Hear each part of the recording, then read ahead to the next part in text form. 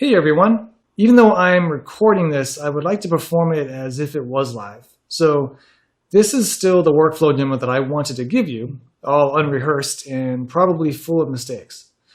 As I see it, mistakes are good to show off in a workflow demo so you can see how I overcome them. The point is to give you a sense of my workflow for many of the shots I animate. A little bit about me is for the last decade I've been animating at Disney, and what you see here are similar techniques I use on films like Tangled, Frozen, and Big Hero 6. And while this isn't my only workflow, hopefully you can use it to supplement your own. So the assignment I gave myself for this animation workflow demo was to animate something. And that's kind of a hard question to answer. It's hard enough to figure out what you want to put on your demo reel, and to add to that, to come up with something interesting on your own is pretty difficult. So as just a general tip, what you can do, just to get you kind of started on that, is to just record yourself doing stuff, doing something, doing anything. It helps to use props, give yourself a little situation. For me, I used my living room, maybe just a chair, and that was it. And I just kind of record myself doing things for a little while, interacting with the chair, sitting down, looking around. I recorded myself for about 4 minutes or so. And this is just me, looking around, doing stuff. And I took from this some examples that I could pull out and show you one by one. The first one is me looking around, and not much really happens in this. Just kind of meander about, pretty boring. One guiding principle you can use is to think of having a beginning, middle, and an end. And that's a good way to think about things, because that will let you kind of gauge things for how interesting they are and give you something that's more suitable for a demo reel and shows a little bit of storytelling. And for animation jobs, that's a pretty big thing. You really need to be able to hone in on those storytelling beats for a simple shot, no matter how long it really is. So I put that one aside. I didn't really like that one. Here's a shot of me just kind of waving. It's kind of got a beginning, middle, and end, but not really. So I didn't really like that one either. This one is one that I decided to kind of go with. It's just me kind of looking down as if I'm looking at like a puppy or something, and then reach out to pet it, and I get scared. Maybe it barks at me. So that one I liked, so I put that away into the save area. Here's another one, just kind of walking up, sitting down, looking around.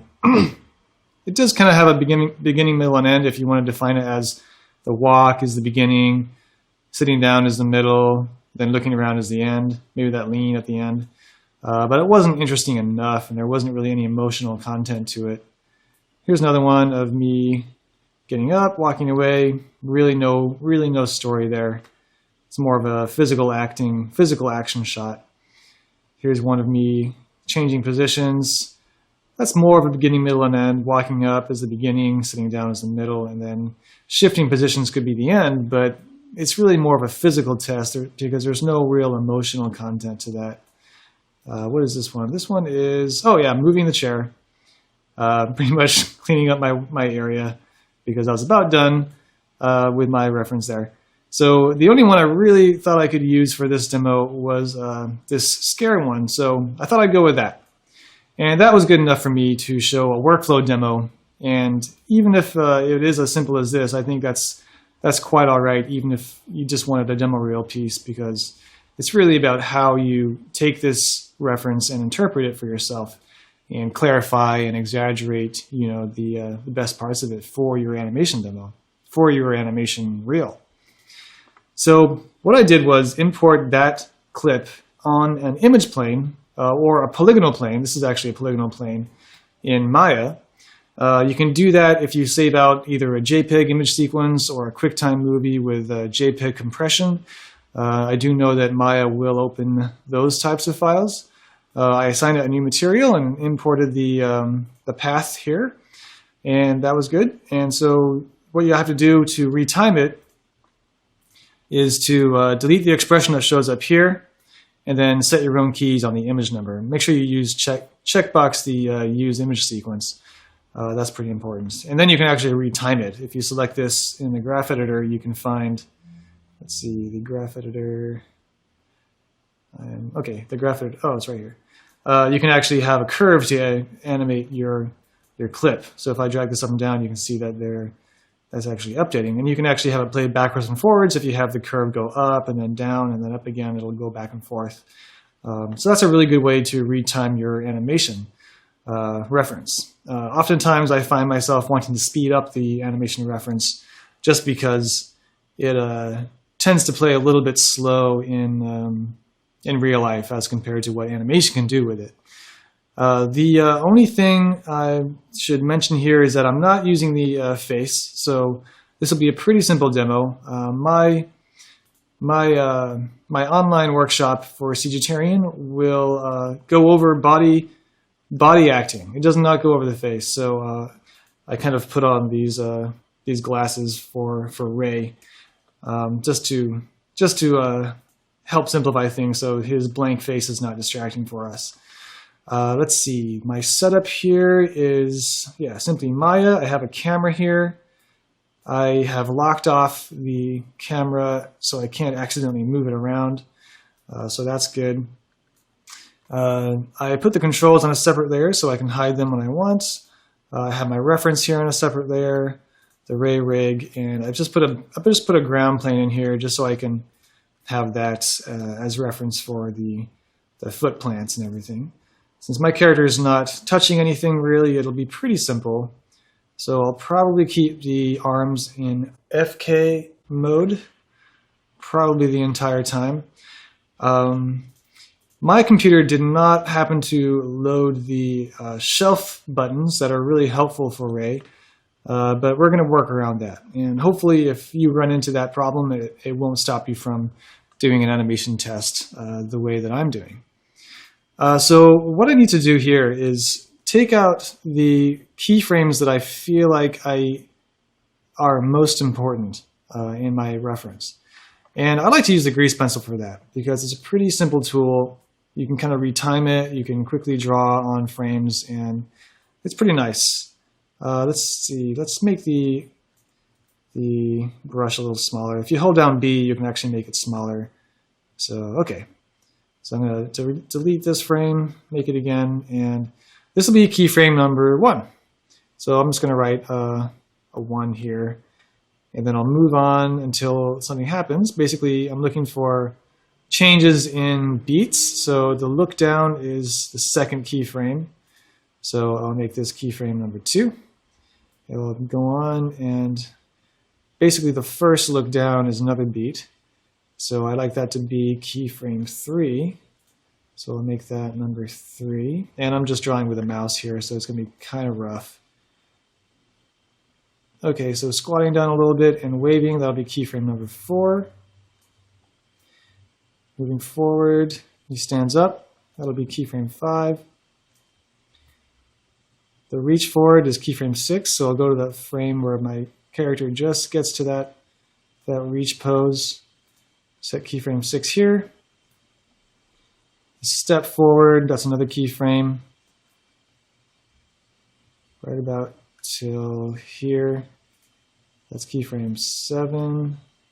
Moving forward, the back away. That'll be keyframe 8 here. And then it's kind of the recoil, kind of like settling into a new pose. Keyframe 9 at the very end. And if there's anything else, well, my character lowers his arms. I can just add another keyframe here. This will be keyframe 10. And this is kind of a long test. Whether or not I can actually finish it for you guys is the question. This is unrehearsed, as I said. So if anything, I'll give you some tips that you can use in your own workflow, like I mentioned earlier. But this is a long test, and I do kind of doubt that I can get through this entire thing. Talking can also kind of slow you down in your workflow. So I do recommend having no distractions when you're actually working. But okay, so I'm done with my planning stage here. Sometimes I like to go in and mark out take note of some of the ideas going on here, like the line of action kind of flows through my character like this. Keyframe 2, my let's see, my line of action kind of bends a little bit differently. Kind of the center of mass is shifted over, so there was definitely a weight shift to the left. So I can kind of take note of that. And here my pose is hunched over a little more, and my weight shifted just a little bit further. Well, a little bit further back, maybe went from the right to the left. So I'll take note of that. And those are things you need to look out for, like all those kind of weight shifts happening and the rotations happening. Yeah, so make sure while you're blocking things out, you're looking at that closely. You don't need to copy them exactly, but it is important to know what's going on so you can properly choose what you use from your live action reference. So, okay, so for the first frame here, I'm going to start my first pose. And basically all I need to do is lower the arms. Oh, those are the shoulders. So lower the arms here and have my character's head kind of backing up. I like to move the neck a little bit as well. Not a whole lot. Rotate the chest backwards and to the left. Kind of shift the weight over to the left a little bit. Rotate the hips. I'm just trying to compare it to what my actual reference is doing so I can see that a little bit more clearly. And it may be the case that I'll block out a few of these keys and then just kind of go into more detail on some of those transitions where I can put in some arcs and all that stuff just to show you what you could do for the whole thing, even though I might not have time to get through the entire thing. Let's see, so I'll bend both of these arms a little bit here, these elbows just a little, and then take that arm again, and it's a little bit. I like to use the backslash key on the keyboard to zoom in and out to get a little bit closer to my character, because sometimes it's a little bit difficult to select everything the way you would want to. My hands are a little bit more curled, so I'm going to go in and check out the hand control and mess with this a little bit. I'm going to kind of curl it in just a little bit more just to make it feel a little more natural. I can tell that the thumb is doing something a little different here. So I'll bring that in just like that. This side I'll do the same thing, curl that in a little bit just so it feels like my hands are a little bit more relaxed. I could go in here and do a few more tweaks to the fingertips. I'll keep it kind of rough for now. And I do also like to go in and pop in and out of my perspective view compared to my camera view, just to make sure things aren't way off, you know. And this is a little bit of too much of a proud pose, I think. My idea here is to kind of have him be a little bit more casual than this, but I think that's okay. You know, we can kind of use that as a guiding principle in this animation test.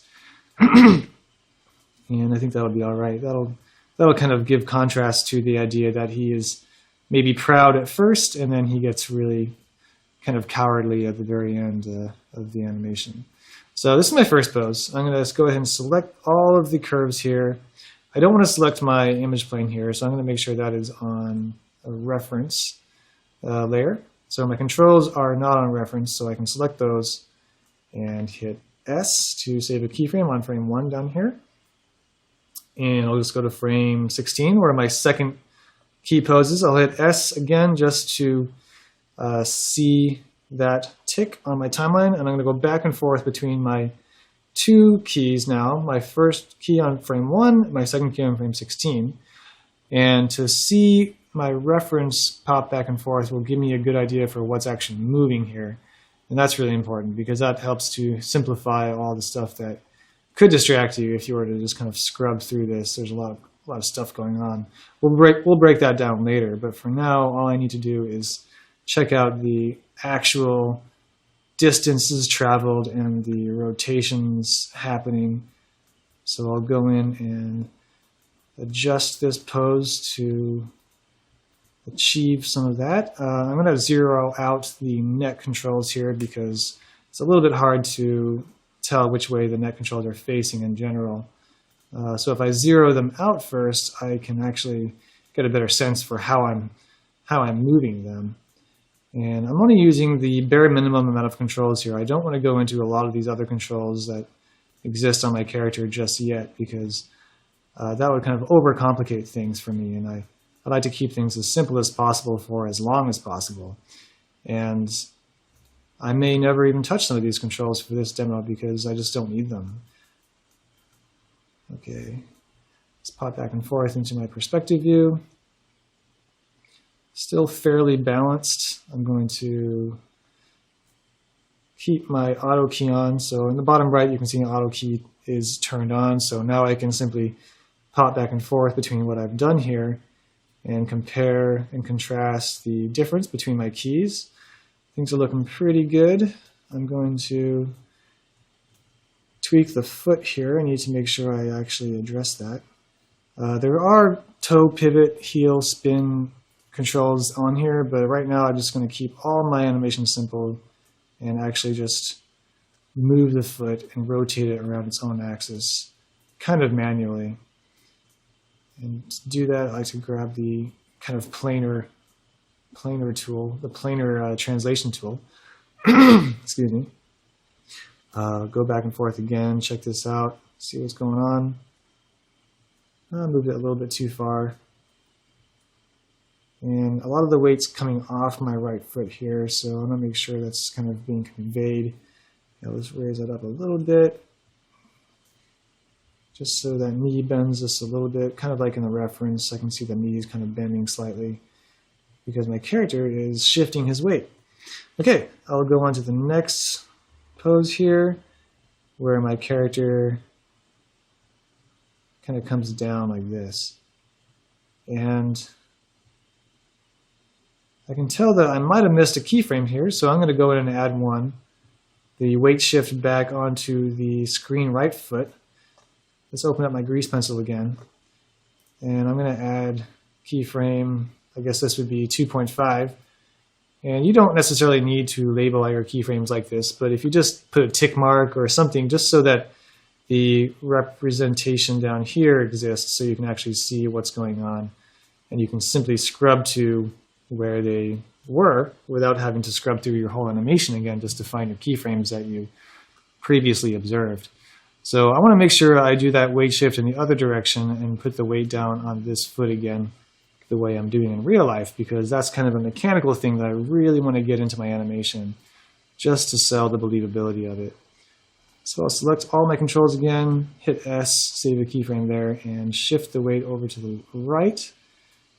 And let's see, make sure my foot is planted again, so I'm going to lower it to 0, translate Y, and the X and Z rotations will be 0, so my foot is now not tilted any direction. It's actually planted on the ground.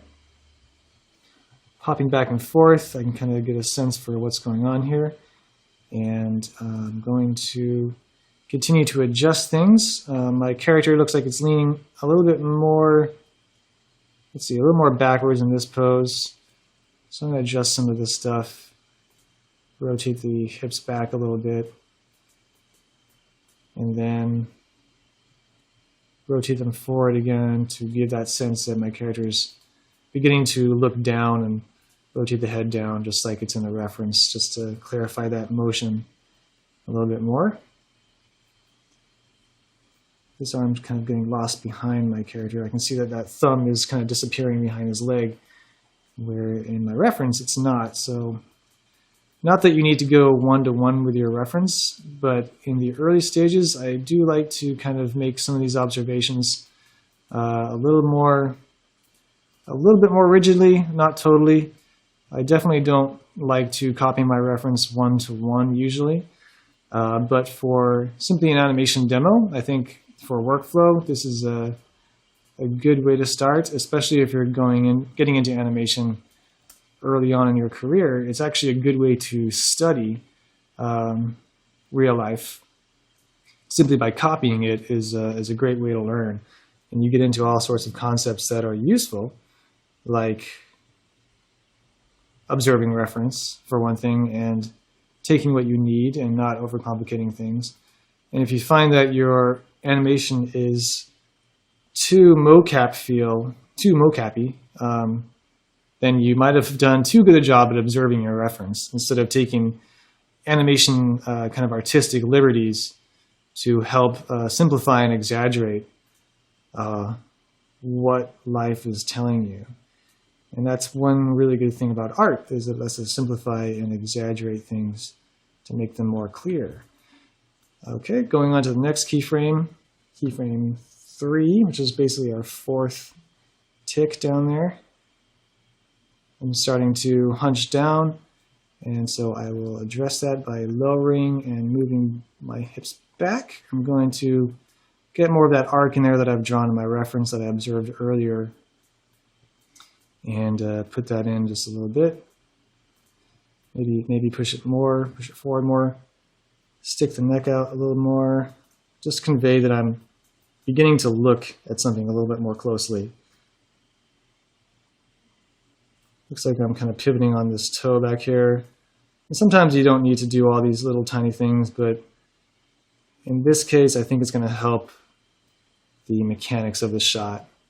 And those are kinds of things that are pretty hard to think of when you're actually getting into animation. It's hard to just think, oh, and my character would probably pivot on their toe in that specific moment, when you look at real life, something completely different might happen there that you wouldn't have anticipated. I haven't really been moving the pull vectors down here on the knees very much because not much has really been going on down there. So I'm just going to make sure those are looking pretty good still. It looks like they are following the toe direction, which for now that's totally fine with me. That does kind of save some time in the blocking stages. Let's see.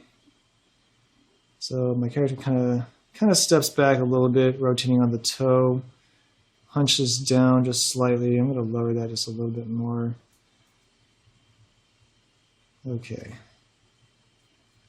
There's kind of this motion in the arm that seems to start moving. I'm just going to scroll through this just to get a sense for exactly what's going on. Okay, that's a little bit of overlap that's happening in the arm, which I don't need to really totally address yet. Just a little bit later I'll start doing that once I get some of these keys in here. Okay, make sure there's a key on all that. I'm going to go to my next keyframe, which is frame... Actually, I'm going to move that. I know that I made a tick mark at frame 74, but I'm going to actually start that keyframe on frame 69. Let's see, hit S or 68, 69. It doesn't really matter. And I will pop back and forth now. Check out what's going on here. And let's see, I'm going to hunch my character over a little bit more. Bend him down a little bit more. And I need to raise, let's see, I need to raise his arm and that elbow. I like to make sure I only use one axis on the elbow. I don't want to be rotating it every which way. For me, that creates a little bit too much complexity for what I really am trying to achieve. And I don't want to overcomplicate things in my shot. So I'll zero out that hand. I'm going to kind of splay it a little bit, and well, that's fine. It looks pretty good. Let's see. I can push that into. Let's see. My character is quite a bit more leaned over than what I'm doing here. So I'm gonna take that chest and maybe I'll rotate this guy a little bit, or this guy down here, just to get more of a bend in the spine. Because the chest control alone is not quite getting me the curve in the back that I'm looking for. Because I really want to show now that he's addressing what's on the ground. He's feeling a little bit hunchy now, but let's see if I take this arm here, kind of have it react so that there's something going on there more than just dragging his arm around. And I want to make sure it feels like he's actively leaning forward to wave at something with a little bit more enthusiasm than just dragging his limbs behind while he moves. And so there's a little bit more energy involved than simply having his hands relaxed. Even though in my reference I don't really have anything going on with this hand, it's kind of hidden behind my leg, I would like to just add a little something in there to make it feel more lively. Okay, let's pop back and forth between my keys here. Okay, that's looking pretty good. I'm going to hit S here, make sure that all those keys are saved on the same frame. And scrub forward, looks like I'm waving.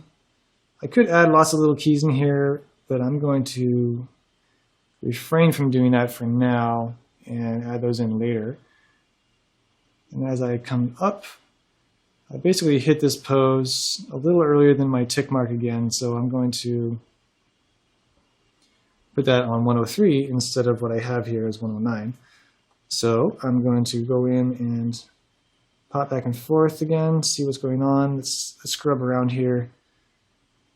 It is on spline right now. Usually I will block things out in step mode, and maybe I'll switch it over to step mode eventually. But sometimes I don't really need to see step mode. It does give you kind of a false sense of speed and posing, because step mode will simplify things, which is great, but timing-wise, it doesn't really give you a sense for how fast things are actually moving through space. And you may find that things are moving too slow or too fast, then you have to adjust your keys around afterwards. And that's just another step for me that I don't really want to have to worry about right now. And I'm wondering if there's anything right now that I can reuse from my previous poses to get this pose, because it's a lot of controls to move around. And I'd rather just kind of go back to a previous pose and start from there. So if I go to frame 36 and use that, I'm going to hold down the middle mouse button, drag my mouse to 103, hit S, and now I should have that pose on 103 as well as 36. So after I bend down here, I come back up, and I need to address exactly what the motion is. It's not simply going back to the frame 36 pose, it's actually a new pose. So this foot, for instance, actually stays here, so I'm going to copy that pose over to frame 103. Make sure that's in place, and my hips are now in the wrong position. So I'm going to nudge that back a little bit. Make sure my weight is on the left, the screen left foot. And kind of tweak this so that it's not going back to the same position it was in earlier.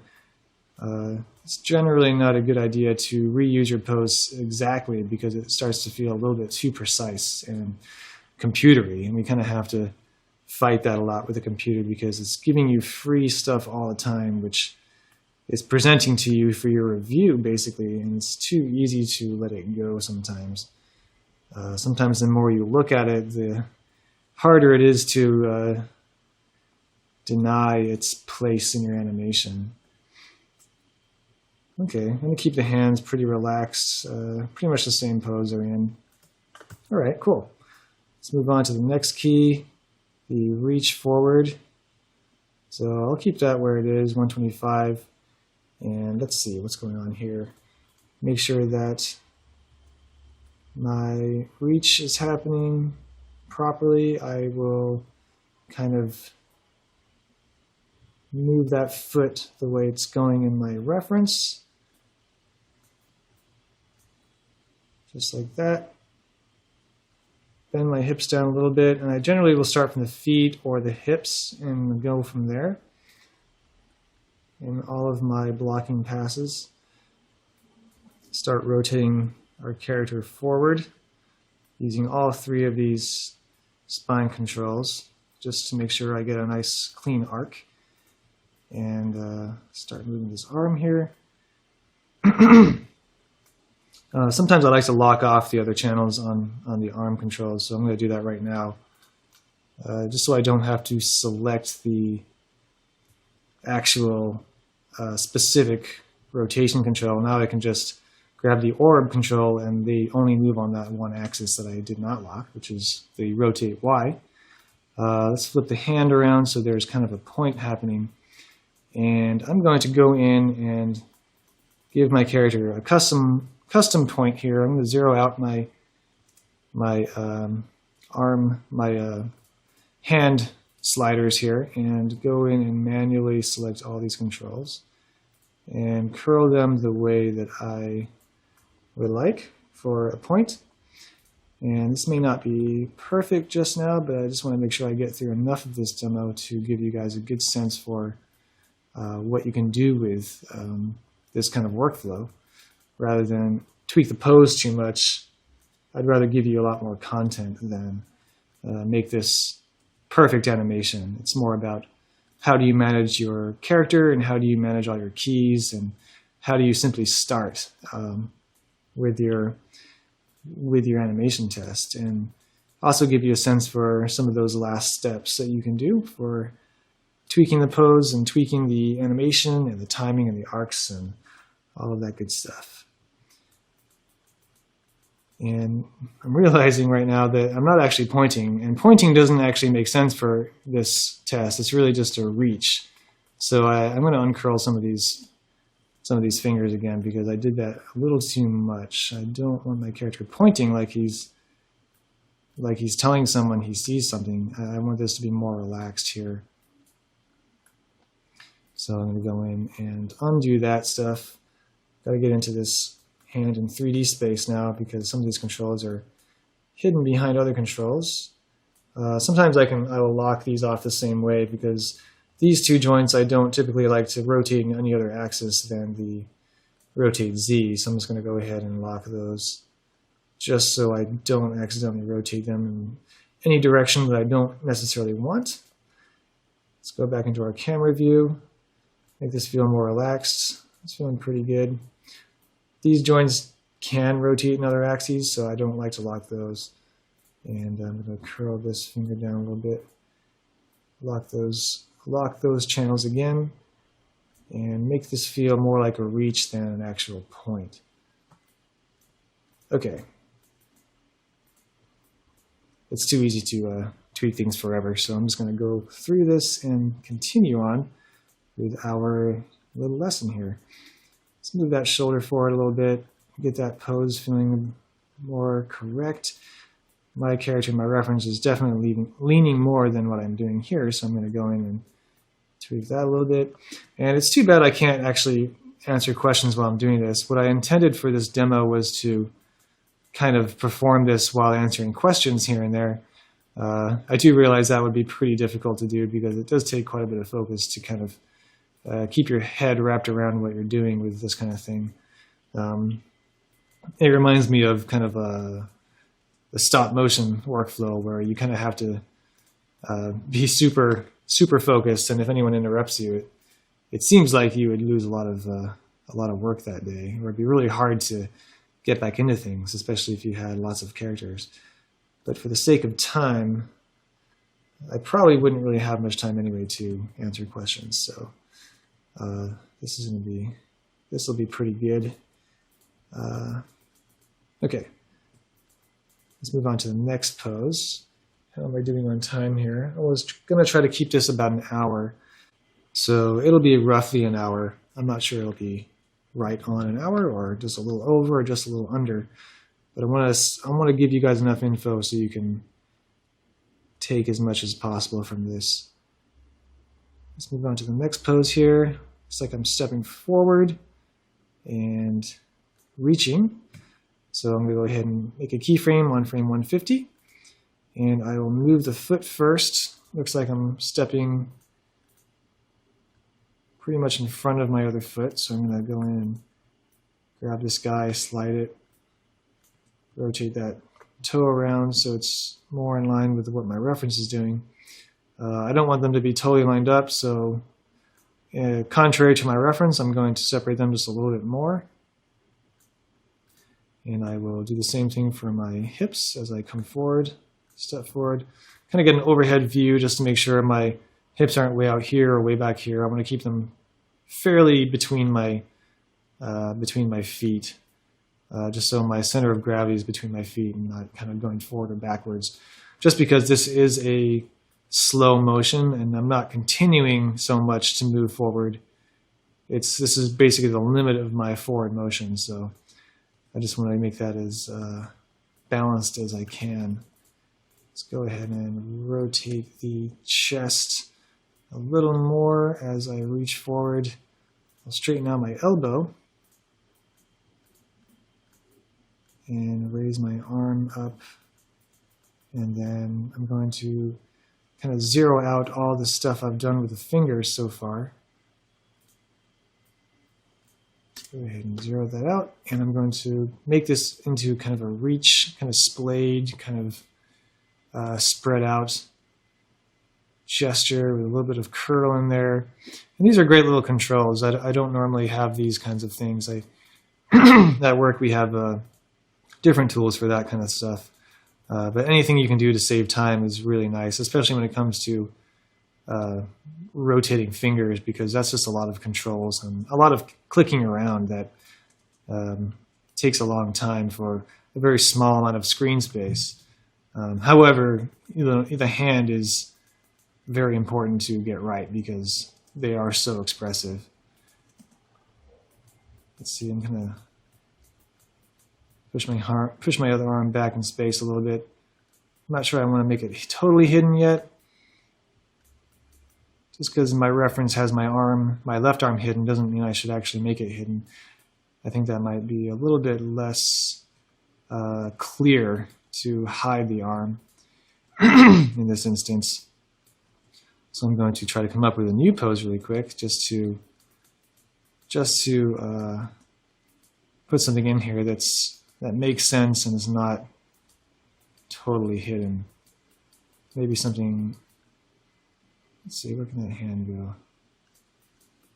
Something back here.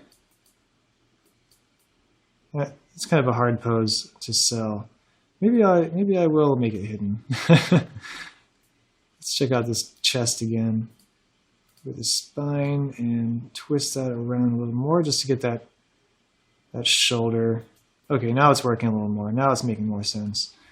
We can see the elbow and the hand. We can connect what's happening there. I was struggling with the hand kind of seeming to float around in space because the body or the arm was covering everything else except the hand, and that was kind of bothering me. So this looks a little bit better. And I like kind of how awkward these legs are kind of feeling here. I'm going to kind of bend the knees in a little bit more just to emphasize how awkward this kind of pose is and how uncertain this character is to reach forward. He's not quite sure what he's touching. Select everything here and set a keyframe. I'm going to rotate his head down just a little bit. The neck seems to be craning forward a little bit too much, so I'm going to pull that head back. I'm actually translating the head here. A lot of people translate the head around instead of rotate it, and instead of rotate the neck controls, because the neck controls can give you deformations that you might not like. So translating the head can simplify things and also yield better deformations sometimes. So let's make sure that key is set. I'm going to pop back and forth between these poses just to make sure the overall idea is working and the character is traveling through space correctly. I'm going to lower him down just a little bit more just to exaggerate and push the pose a little bit to clarify things.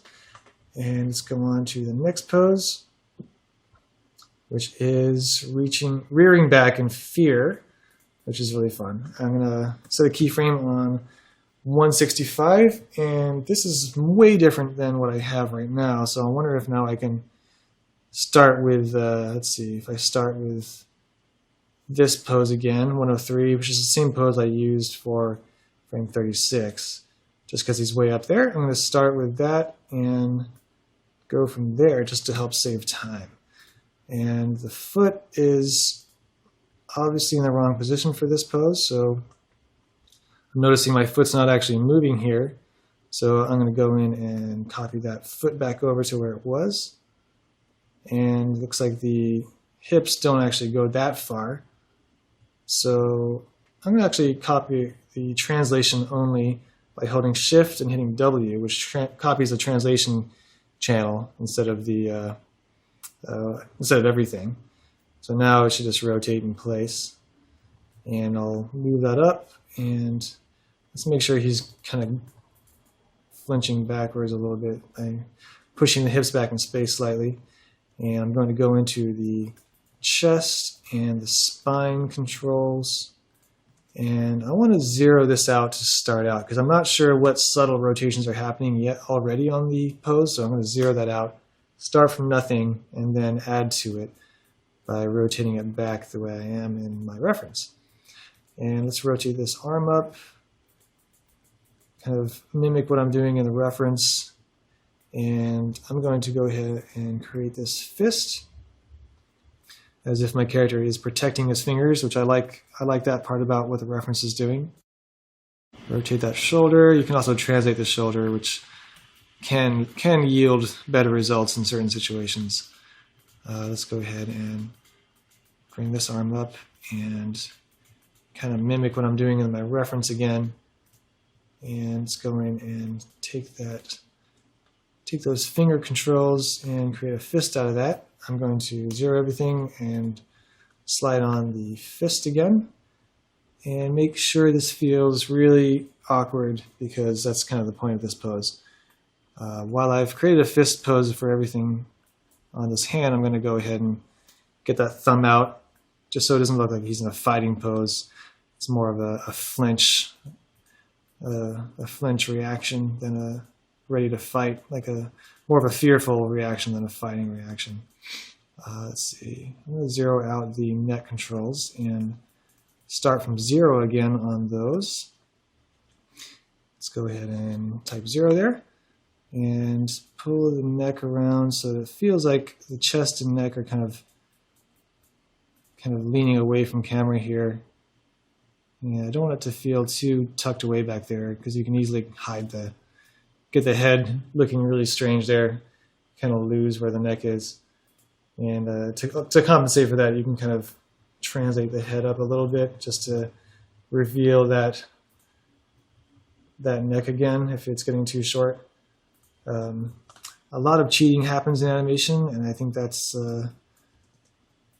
really useful when you try to achieve a two-dimensional graphic image with a three-dimensional character. It's oftentimes more important to achieve the two-dimensional feel than it is to make things true in 3D space. So as long as things look okay in motion and they look okay in lighting and effects and everything else, don't be afraid of pushing things farther than what you would expect you could do in a 3D space.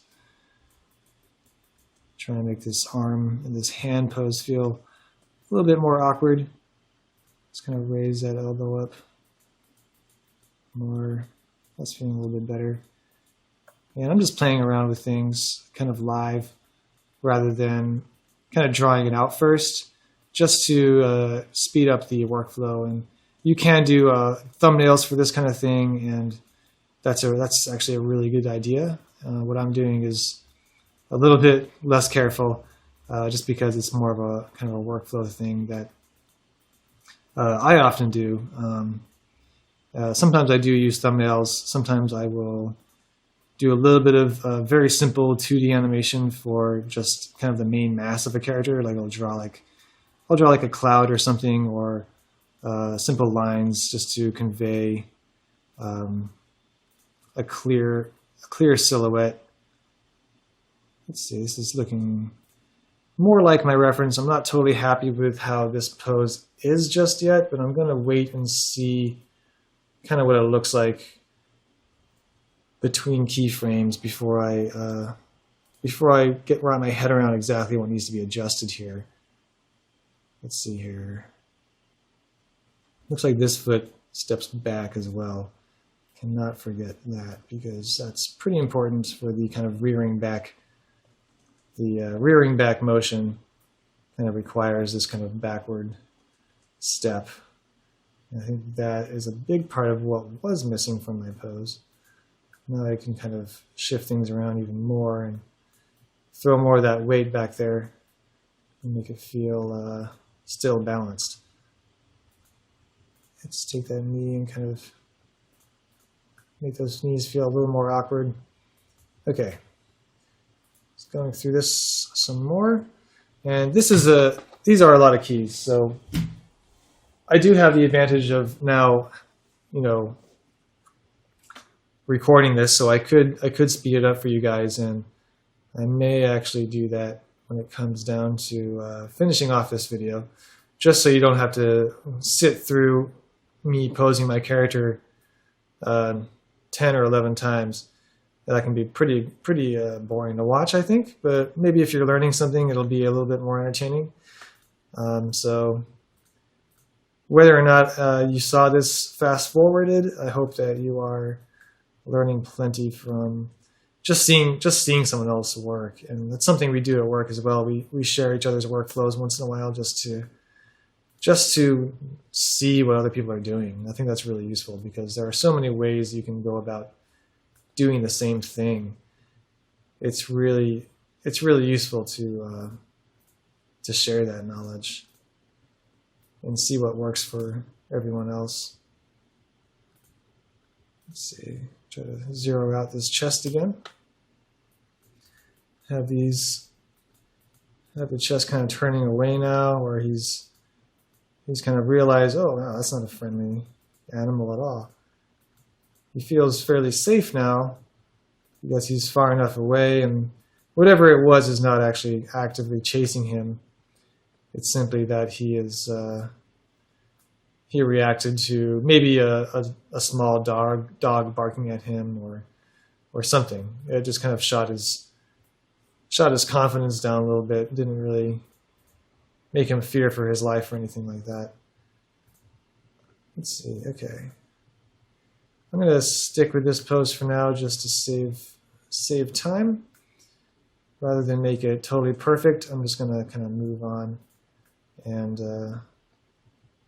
go from there. Sorry, it's too hard to resist some of the stuff, trying to make things feel more on balance than what I have, what I'm working with right now. Let's see, move this chest back a little bit. Okay, I'm just going to stick with that for now and go on to the last pose, which is him starting to turn away, rotating his foot down here and kind of lifting it up a little bit from the ground, where he's starting to kind of shift his weight over to the left and just relax a bit more. And this is something that I might consider taking out of the animation because it doesn't really add to the story, it just resolves the story a little bit longer. Where I think the last pose and the most entertaining pose was probably the reaction, simply the part where he rears back initially instead of the kind of resolution after that. Everything else after the main reaction to me is just kind of filler to a point. It does depend on what your goal is for this animation test. And if you want to make things feel more naturalistic, then you can go into more detail with the resolution of things, or if you want to make it feel more cartoony, then you would probably want to exaggerate the pose itself that was the most entertaining. That pose I'm talking about is this one, and maybe some of this. Maybe I would keep his hands up throughout this whole motion, so he's like reacting for a longer period of time. But for the animation demo, I'm just going to keep it more in line with what the reference is doing, just for the sake of time, because typically it takes several days to do an animation this long. It can take a week, it can take 2 weeks. It just kind of depends on the direction. It depends on the action and if there's dialogue and how many characters and how specific the acting needs to be. That can all kind of take part in determining how long a shot will take to animate. Okay, so that's basically how I block my animation. And I'm going to go through, scrub around here, and since this is not on stepped, I'm not going to bother going in and stepping it. What I'm going to do is select all the controls, hold down Shift, select my whole timeline, and let's see, set my keys to, my tangents to auto. And I like auto tangent because it flattens things out where I want it to be flattened out, and it doesn't overshoot the pose. So it keeps kind of the extremes, which is nice. And what I'm looking for now are the holds in my animation where I'm not actually moving a whole lot. So I'm going to find out which poses hold before they move on. So this pose is a good example here. And it starts to move around frame 59 or so. So I'm just going to hold that for a few frames and then move my character again. And then while he's waving, he's going to be in that downward pose for a while. So I'm going to put that hold in right here. And I'll be animating his hand and putting a little motion on the overall body a little bit later on. And as he stands up, he comes up to this pose and then kind of holds there for maybe 5 or 6 frames or so. And then he comes forward again to reach.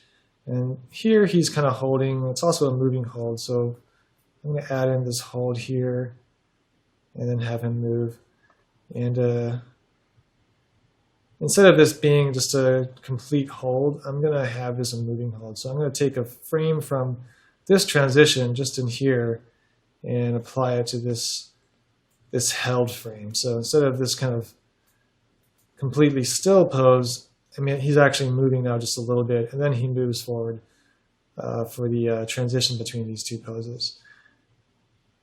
And here he is reaching, and then he kind of reaches a little bit farther while he, in anticipation to rearing back here, he actually reaches a little bit farther as he comes down. And I think that's kind of fun. So I'm going to put in a pose for that.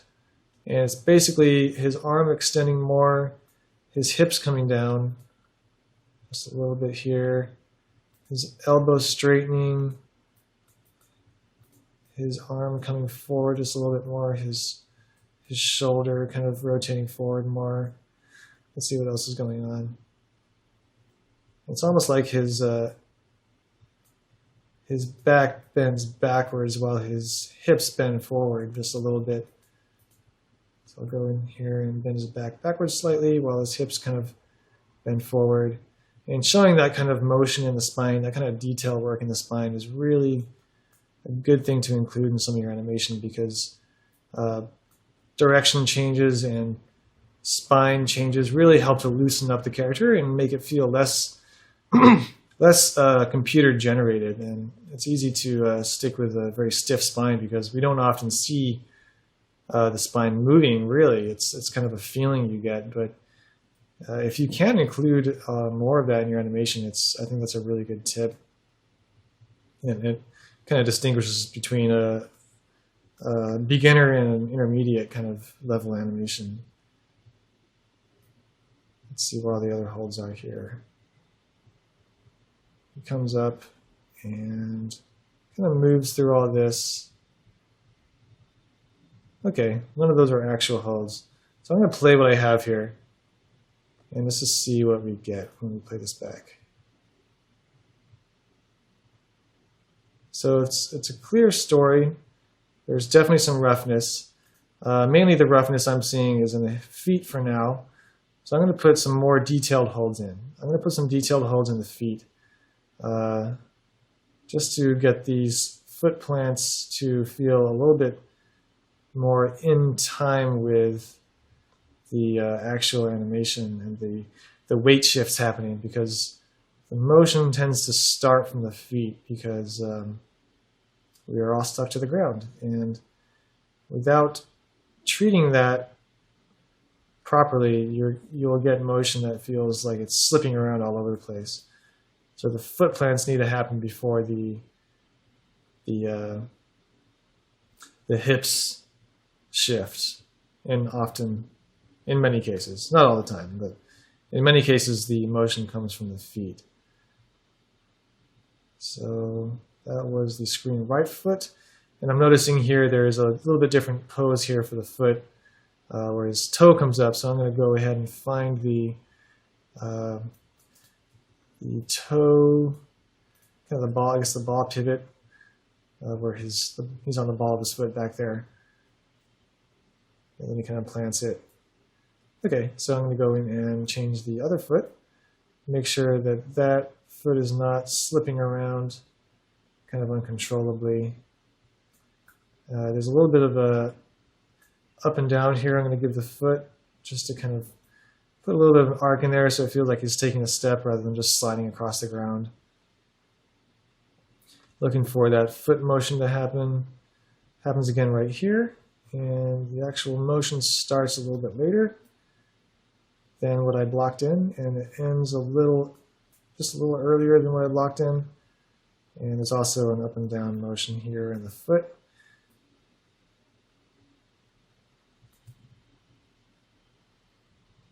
Something like that. Pretty simple. And then here, there's a little bit of a strange thing happening in the feet. I'm not really going to address those. I'm going to simplify things because that doesn't really describe a whole lot of what's going on. It kind of distracts, in my opinion. The point of this motion is to show that he's reaching closer to the animal on the ground. And because the foot does this weird thing back there, it doesn't mean I need to include it. It just, to me, it just means that it's distracting me. So he actually rolls off his foot a little later than this. So I'm going to make sure this is held until around there, and then have the foot plant just a little earlier, and then put the kind of breakdown pose in here where the foot kind of comes up off the ground. And you can also add in the idea that the ball of the foot is rolling off the ground. So I'll go into my ball pivot slider and lift the heel up off the ground before the foot kind of comes off, just to give it more of a natural sense there. And right after he reacts here, the ball of the foot pivots again, and then slowly kind of comes down to there. So I'm going to make sure the ball of the foot is still up until here, and then he moves his foot back in space quicker than what I've blocked in again. Much quicker. So I'm going to make sure this foot motion doesn't feel too slow. It's easy to make things feel a little too slow and swimmy in CG because that's typically what the computer gives you, rather than snappy timing. Let's go ahead and address the up and down motion of that foot. Okay.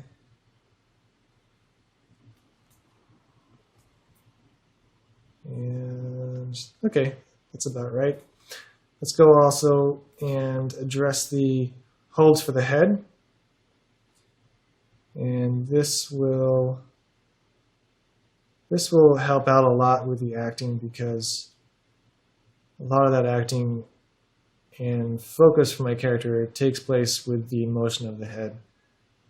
And it actually looks like it's not too far off right now, so I'm just going to leave that as it was and play this back. I'm not going to use a reference anymore because I find that a little bit distracting.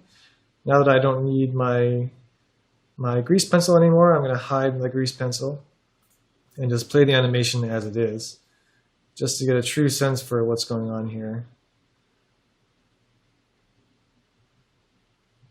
Okay, so the overall motion and the overall story is pretty much reading now. There are definitely some slower parts that I think I can speed up a lot. Basically, this reaction feels pretty slow. Let me see what the reference is doing here. Yeah, that feels actually a lot more snappy in my actual reference rather than my animation. So I'm going to address that and show my controls again and do some kind of retiming here. I'm just going to grab all these keys here at the end and shift them to the left a little bit, and then speed up a lot of this stuff because it's feeling pretty slow to me.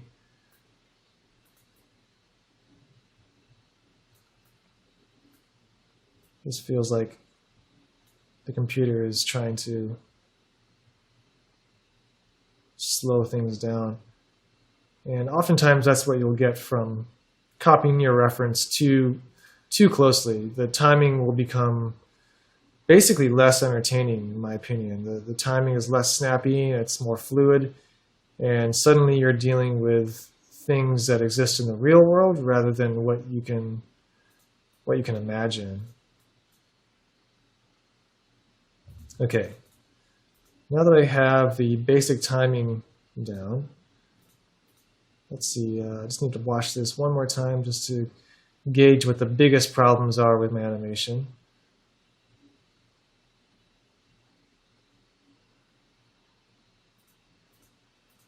Just playing this back a few times just so I can figure out what to address next.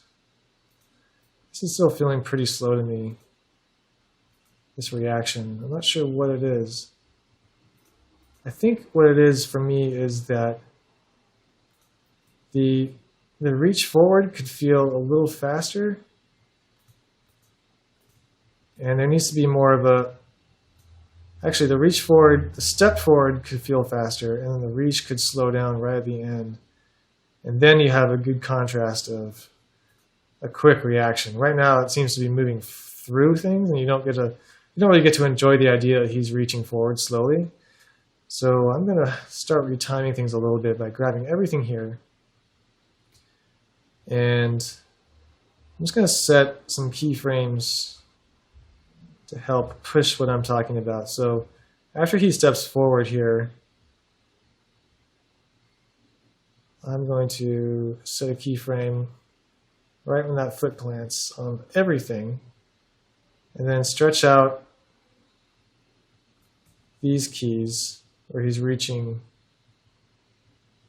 forward, which is basically these two keys from 148 to 149 and then 150. So 3 keys here. I'm going to stretch all that out by, let's say, 4 or 5 frames. Play that back. Okay, so that timing feels a little bit more like he's being careful to touch this animal. And I think the anticipation could be a little snappier, so I'm going to drag all these keys just 1 frame to the left. And I'm doing all this in the the timeline rather than the graph editor, just because it simplifies the problem, and I don't really need to look at all the keys here. It can be a little confusing and overwhelming to get into that. I used to do that a lot. I used to just grab things and slide them around. But I'm finding I'm more comfortable now just using the timeline to make these global adjustments before I get into individual parts.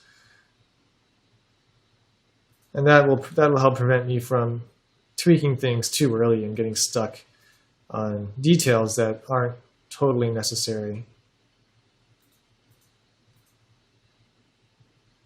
And I think right in here, after he reacts, there's something entertaining that I was doing in the reference where, what is it here? I think there's a little bit of a handshake or something in there. So what I'm going to do is just add that in to kind of give some entertainment value to the time spent here. So I will just go ahead and put some quick motion on the hand just to get a sense for what that timing can do to my animation. And it's a little slow right now, so putting it on 2s, well, it's looking a little rough. It's looking a little strange to me. Let me check out my reference again. Okay, I think what it is it's not the handshaking. Let me undo that. I'm going to take the handshaking out. What it is for me that makes that pullback entertaining is simply the fact that the hips come forward so quickly and the chest bends backwards. Or rather, yeah, the hips kind of come forward, screen right. The chest goes backwards pretty quick, yet he's still traveling left. So there's this kind of snap back that he does in the rotations. So I'm going to go ahead and take the hips and all the spine controls again, including the chest, and just take the rotation channels. So I'm going to open the graph editor now and grab just the rotation channels. And I'm filtering what I see in my graph editor by checking the sync graph editor display checkbox, which will let you see only what you're selecting in the graph editor, which is a really nice feature in Maya. And let's have that snap back faster here. So I'm going to grab the head too. And in fact, I'm starting to think it's more the whole pose here. It's the hands and the head and the hips and everything. Maybe not the feet so much, but instead of just doing the, instead of just focusing on the rotation, I'm gonna change the timing of the whole pose. So I'm gonna move this back in time quite a ways.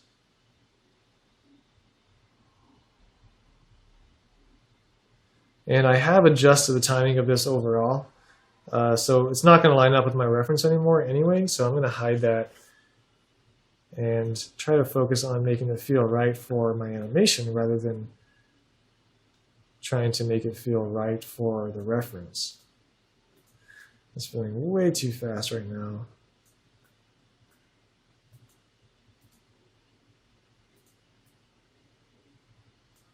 And I'm going to lead with the chest here by putting some keys in the middle there. And I'm going to move the hips to the right a little more quickly and actually have them end up more screen right. Just so it feels like the motion is coming from the chest and kind of trickling down into the rest of the body, which I think is where a lot of that entertainment value is coming from.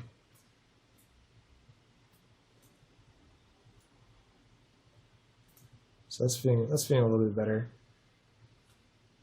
There's a little bit of a strange neck thing happening here, so I'll go ahead and try to clean some of that up. Even though he is rearing his neck back, it's a little bit strange that it's so far at that moment. And I'd like to hold on this pose a little bit longer because that's also part of where this entertainment comes from. So I'm going to go ahead and make some keys in here before the legs start to move. And I just want to take this pose and stretch it out. So I'm taking the time between one frame and stretching it out to about 4 frames. And then I can go ahead and have him move away from it.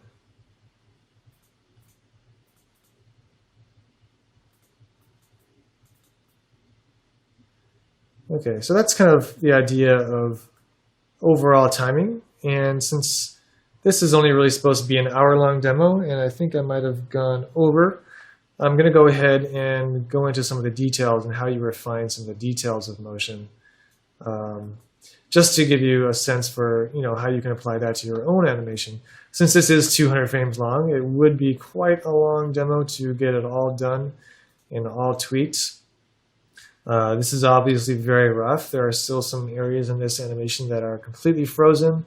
There's a lot of floatiness, but what my goal was mainly is to show you just how you can go about doing these sorts of things.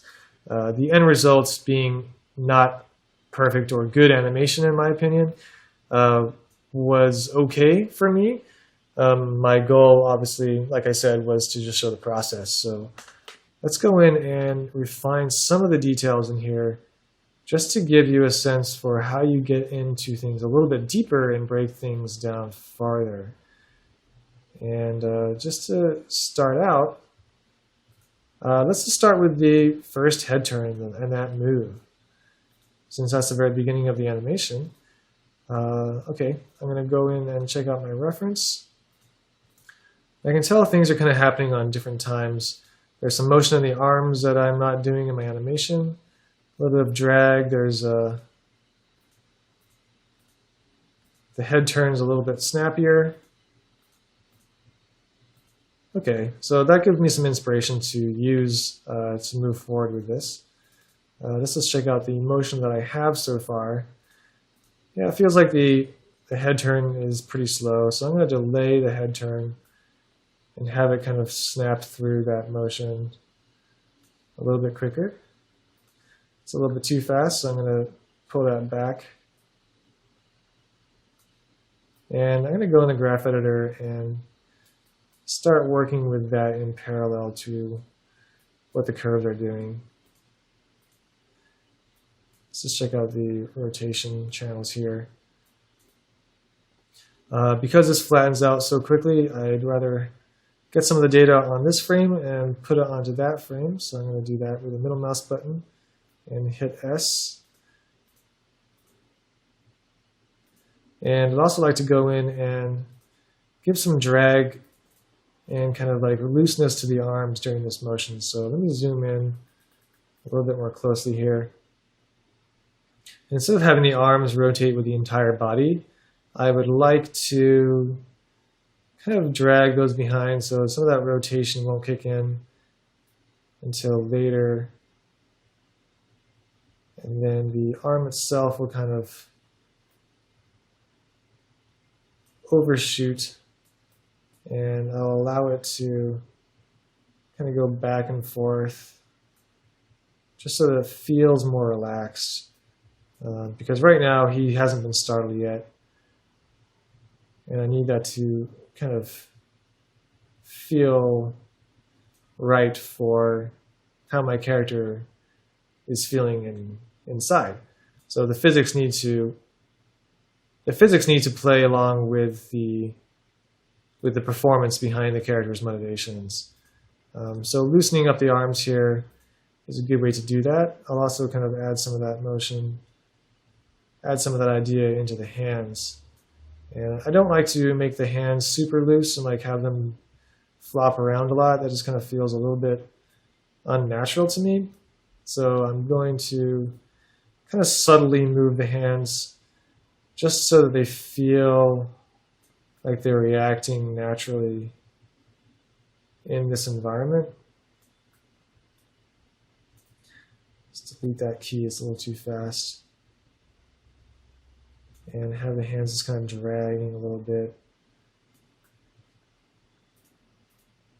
So there's more of a natural feel to that arm. And already I'm feeling like this is doing a lot of good for the animation. Because as it was just feeling like the computer was interpolating between keyframes. And that's the thing with animation and computer animation, is that what you get for free is often the most computery feeling thing you could ever ask for. So it's important to keep in mind what you should be doing based on the animation principles and what the performance needs, because it's too easy to let things go sometimes, especially after you watch it play back and forth for so long. So I'm just going to tweak this till frame 46 or so, just so we don't go too far into everyone's time here. It's already feeling a lot better. The chest, I think, is not mimicking the head enough here. So I'm going to make some keys here to represent where the chest, I think, should be reacting to the neck and the head, just so they feel a little bit more connected. Yeah, that's feeling a lot better already. And I think when he kind of starts to come down here, there can be a little bit of drag in the chest, and maybe a little bit of drag in the head, which doesn't need to be timed with the chest necessarily, but it needs to feel a little bit more natural. And certain things like that, you don't want to drag the head all the time. Overusing some of the animation principles can make your animation feel unnatural as well. It's very important to realize that what he's doing with his head right now is kind of craning it forward a little bit to get a better look at what he's kind of peering down at. So rather than have his head kind of fall backwards and then forward again, since his head and his eyesight is what's driving his motivation, he needs to make sure that, I need to make sure that that motivation is clear and all that motion is coming from the head. So that's pretty important to get right.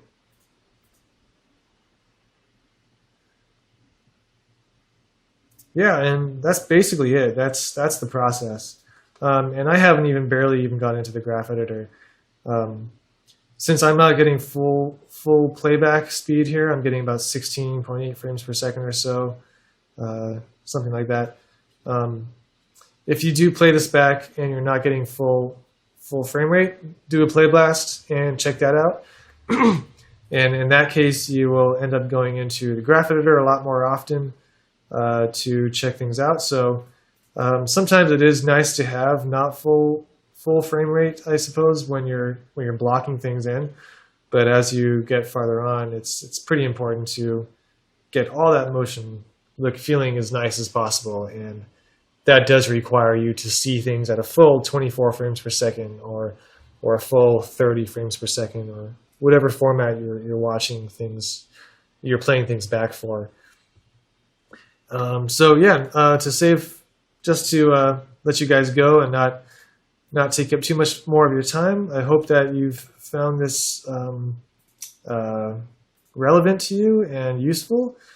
And I hope that it can supplement your own workflow, and maybe you'll come up with a workflow that's even better than what I've been doing for you here so far. So thank you guys for watching, and good luck with all of your work. So I'd love to just get into a Q&A. I'd love to go through some of your questions. Instead of rewinding things from the very beginning, I'm going to start reading them now. And the first question I'm looking at, I'll go back in later and make sure that I don't miss anyone's questions, because I don't want people to feel ignored at all. I want to address everyone's questions. So I'm going to go through later just to catch up from what I missed, because all the technical stuff I was going through and all that. So hopefully you guys will see that online, maybe on this page. If not on this page, we'll figure out a way to get it to you. So how many workflows did you try before you found something that really worked for you? That's the first question I'm reading by Brett. Great question. Every shot is kind of different. Every shot has its own unique problems and challenges. And so there's no one workflow that works for any single shot. And there's no one workflow that works for any single person. But what I've come to realize is the simplest thing I can do in my workflow, the better. A lot of the times, it's easy to overcomplicate your scene with a lot of different keys, a lot of like straight ahead animation or layering. It tends to overcomplicate things. In general, there are definitely times that you would want to do straight ahead, or that you would want to do a very layered approach. And that could be a personal preference, or it could be just the type of shot that you're working on. So for like maybe a headshot, just here up, I might do like a straight ahead approach or a layered approach. And for a very action heavy shot where it's full body, I really want all my keys to be organized, because that's just a lot of keys to go through. So my method for that would be pose to pose. And a lot of the times I do pose to pose just to get the idea across to the director, because they need to be able to focus on the poses. And Disney's a very pose-oriented studio, and we focus a lot on that stuff. So that's very important, and that helps a lot to communicate things. So hopefully that answers your question somewhat. Okay, a lot of questions. This is great. Chris, you started this school to take ownership of a class, build a course, and teach a student your ways. What does that mean to you? Oh, that's a great question. That was very exciting, actually. I've never really developed a course before, so this was a really huge growing opportunity for me. I saw it what it meant to me was that I was going to get to learn a lot of stuff. And I was going to be able to, basically, you learn how to light a shot, you learn how to edit, you learn how to do sound, you learn how to intellectualize your thoughts. And that's probably the biggest thing you can take away from teaching, is that it really helps you intellectualize what you do on a daily basis.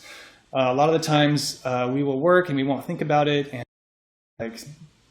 go through our shots, and we'll get kind of frustrated here and there, but that happens all the time. And if you can intellectualize exactly what you're doing and what you've kind of known yourself to do in the past, you can kind of think back intellectually about doing that again and remember things a little bit better. And it really helps you to just kind of break down exactly what the problems could be, what you're running into, and where you can go from there.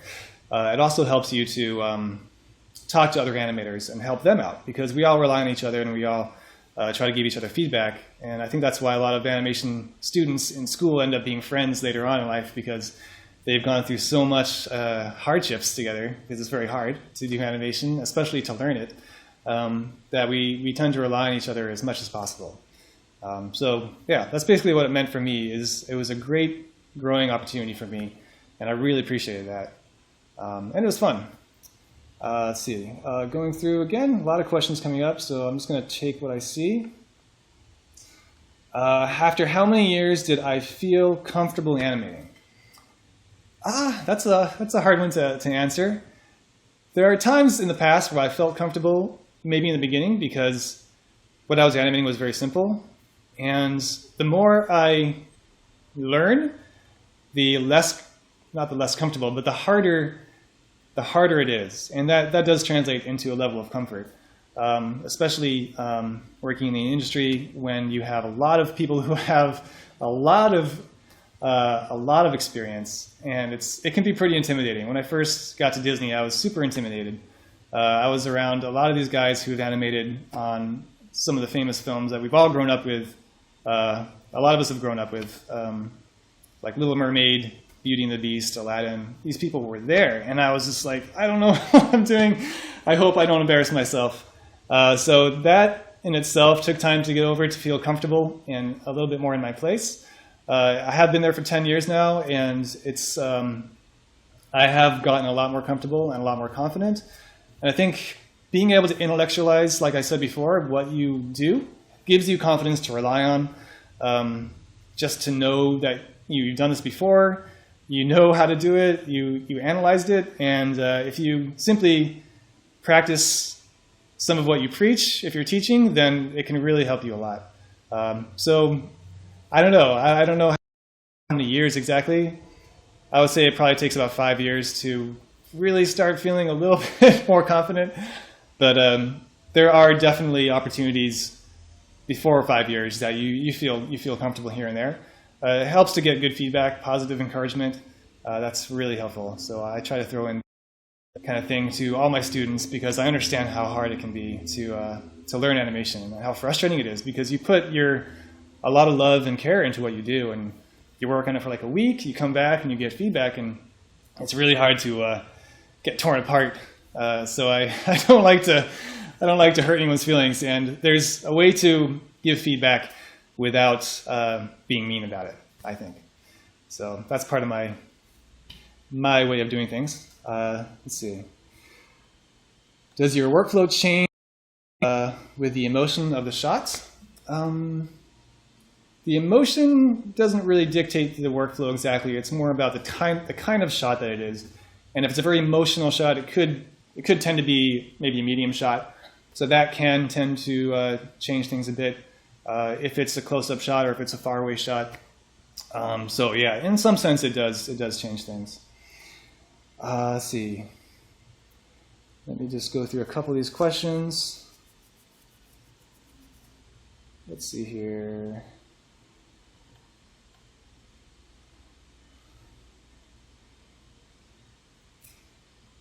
Let's see, how is my animation workflow when given only a very short time in a tight production schedule? Basically, my animation workflow gets a lot more focused, I think, because you kind of have to. You feel pressure from production sometimes, and it kind of forces you to make smarter choices. And it's not going to come. It's not going to come straight away. Everyone will up here and there. Everyone will hit road bumps, and it's hard. It's hard to meet a hard deadline, and it just kind of comes with practice. My workflow is pretty much the same as what I'm going over now. It's basically a pose-to-pose kind of animation, or like I said earlier, it could be that it's straight ahead because it's an acting shot, and I want to get into a lot of the details of that motion early.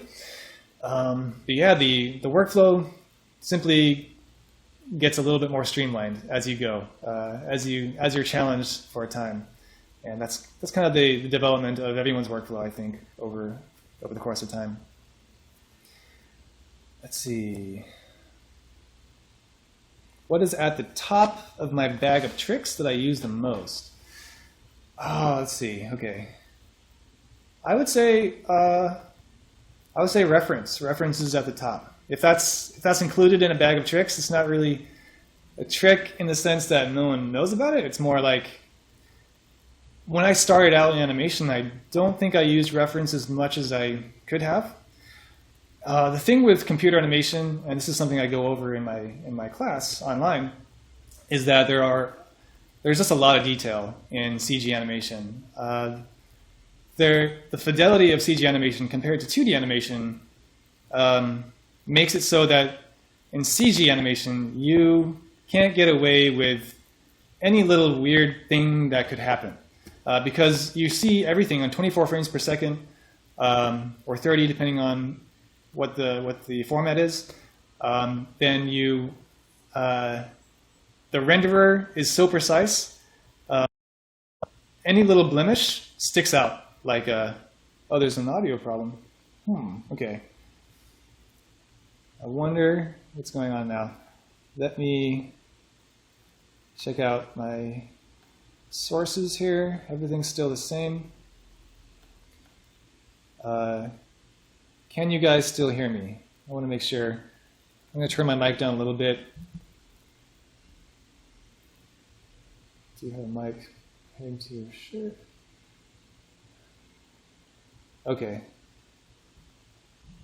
Some people can hear me fine. Some people are having some problems. Just some crackling. Okay, so it's not a huge deal. I'll turn my mic down a little bit just so I'm not peaking the limits. Okay, cool.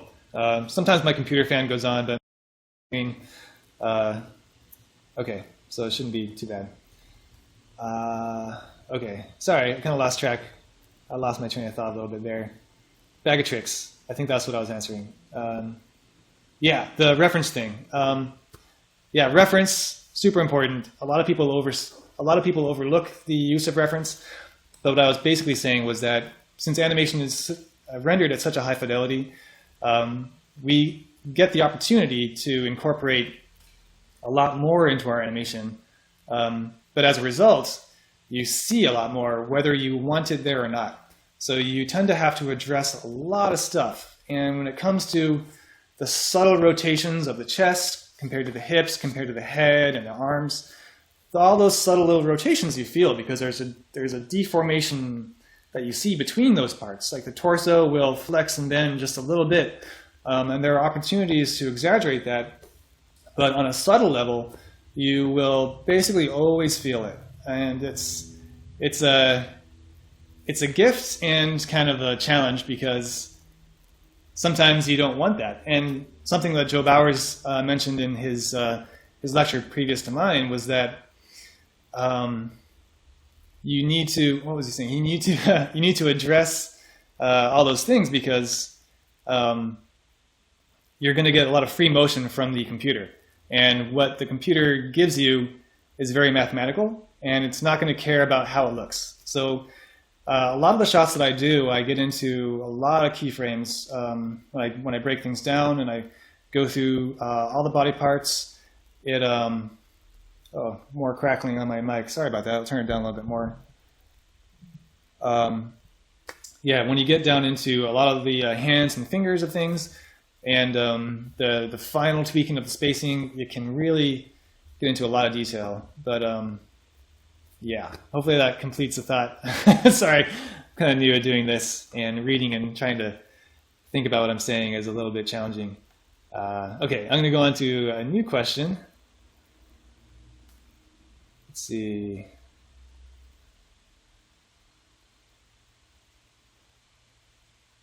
Let's see. Just looking for something I can answer with a good amount of time. Some of the more difficult shots I've worked on.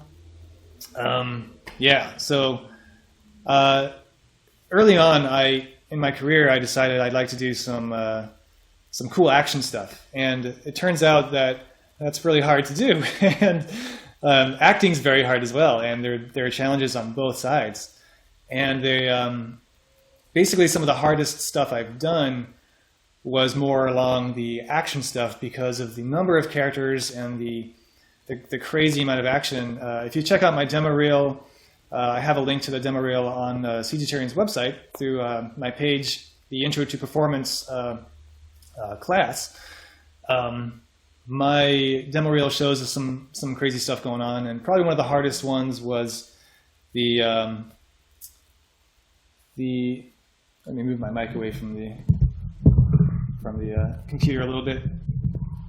One of the hardest ones was in Bolts, where these motorcycle ninja guys were chasing Penny, the main character, and they fall off their motorcycles basically. And just the amount of tumbling that went on, and the amount of keyframes I needed, and all the arc tracking and everything just became a really big challenge. And there was a lot of different there were a lot of different constraints in my scene, not creative constraints, but animation constraints, like Maya constraints and things like that, because they were on the motorcycle and they had to switch from constraining the hand to the motorcycle to being free. And so it was basically 4 or 5 points on the figure, the hands, the hips, and the feet were basically constrained to the bike, and then I had to transfer that, and there were a couple characters in there, so it was pretty hard. So when it comes to super hard stuff, it's easy to go in that direction where it's like technical, it's technically hard, and that's kind of a one-to-one thing. It's obviously a hard shot. Some of the more elusively hard things that you can get into are towards the acting side of things, because it can be technically easy to animate, but getting the right feeling and the right performance behind the acting can be a real challenge sometimes. It's basically just a matter of honing in on who the character is for everyone in the process, and not just it can be just everyone trying to figure out what the character should act like, and that can be really hard to figure out.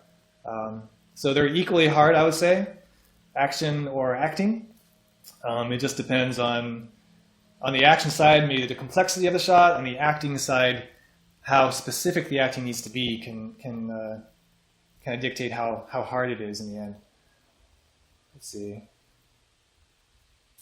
Go through some of these questions again. I'm kind of scrolling up, and whatever I land on is kind of what I'll be addressing.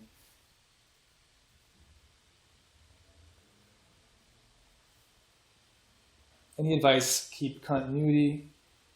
Any advice to keeping animating? Do it as effectively as possible without sacrificing quality, not losing your focus, growing slowly. So I think this question is kind of about any advice to keep continuity and animating as possible. Okay, yeah. So when you're working on something that takes a long time, it's kind of hard to stay focused, and that's a good thing.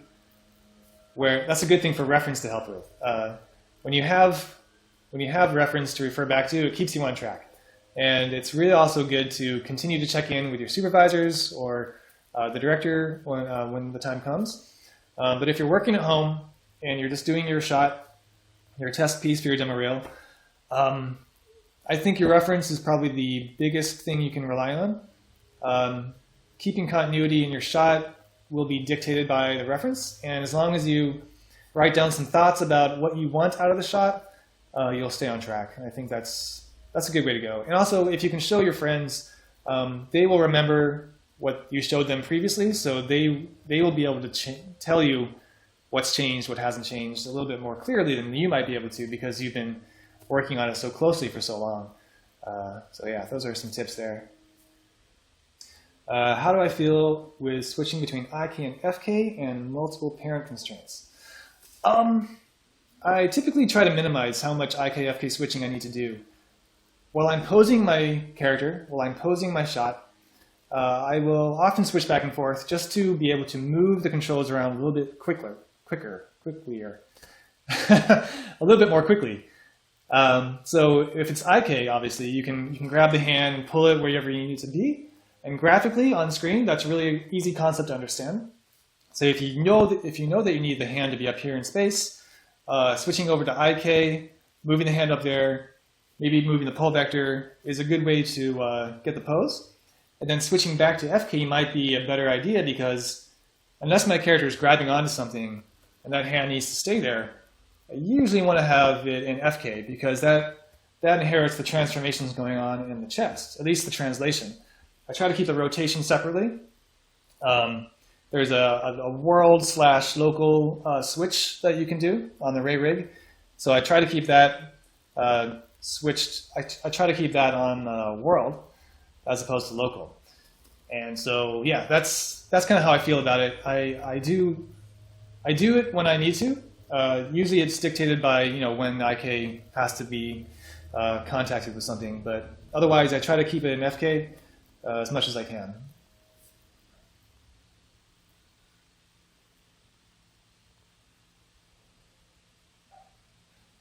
For acting shots, do you usually shoot reference for yourself, or do you also try to film other people for additional ideas? It's a great question.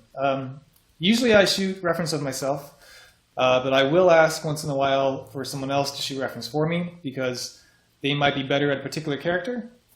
When working with a lot of people, you'll find that some people gear themselves towards particular characters and they seem to understand them more naturally than others, especially when it comes to shooting reference for like a girl. Since I'm a guy, girl reference is harder for me to get properly because I don't move. I kind of move like a guy, and it's a little harder for me to get the right feeling if it's just me. So I might ask someone else to shoot that reference for me, and I'll just kind of tell them what I think they should do, and I'll try to get ideas from them, fresh takes. But generally it's myself because I'm closer to the shot. I don't typically want to bother too many people because everyone's busy, everyone's working. Yeah, when I need to, I will ask someone else to help me out, especially when there needs to be like 2 people in the shot. That helps just a ton.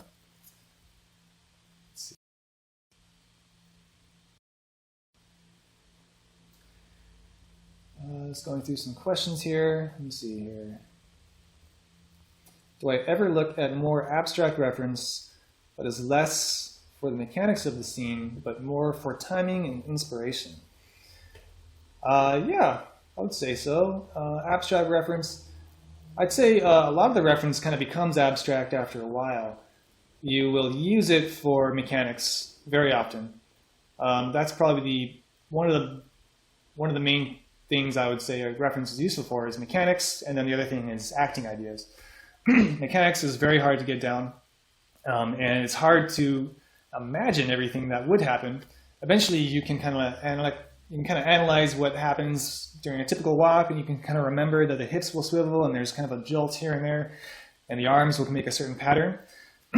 But when you really want the natural kind of feel, studying the mechanics of reference is super useful. It becomes abstract in the sense that you tend to want to move away from it eventually. You definitely do. Otherwise, it feels like mocap and it feels like it's not art directed, and that's kind of the important thing. The difference between a lot of the mocap stuff compared to a lot of animation is that animation forces you to pick only the poses that you need, and it encourages you to, because it's like what Joe said in the previous lecture, that it helps you simplify life, and it helps you to kind of clarify a lot of ideas. So in that sense, reference generally becomes abstract after a while. You kind of move away from it. Hopefully that answers the question as much as you need it to. Let's see.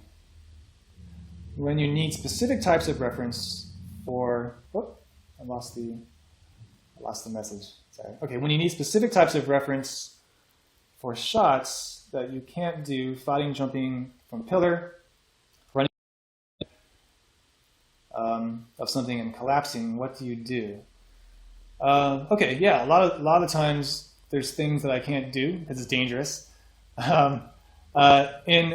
For example, like the motorcycle shot, these guys were basically crashing on a motorcycle, flying off their bikes. At least one guy flew off his bike. And there's actually reference you can find of that in a lot of motorcycle racing videos on YouTube. YouTube's a great source for reference, I would say. It's really, really good. There's almost anything you'd want to see reference-wise, you can probably find on YouTube. I mean, most of it, unless it's like a very specific situation. But somebody running and falling, I'm sure you can find plenty of videos of that. I try to get as much as I can myself, but there are times where you just can't use reference, and then you just kind of have to go back to your desk and think really hard about what it should be. And drawing little thumbnails, trying to get ideas, talking to people, what should happen, and then kind of plan the action as a main mass instead of getting into all the arms and legs of things. But if you can plan the action as a main mass, that's really useful.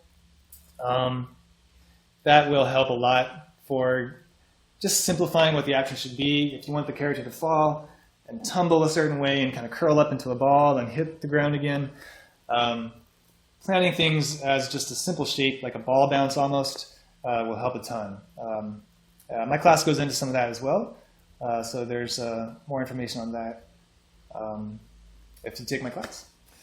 Let's see. Have you learned anything from rigging to fix things yourself to help your workflow?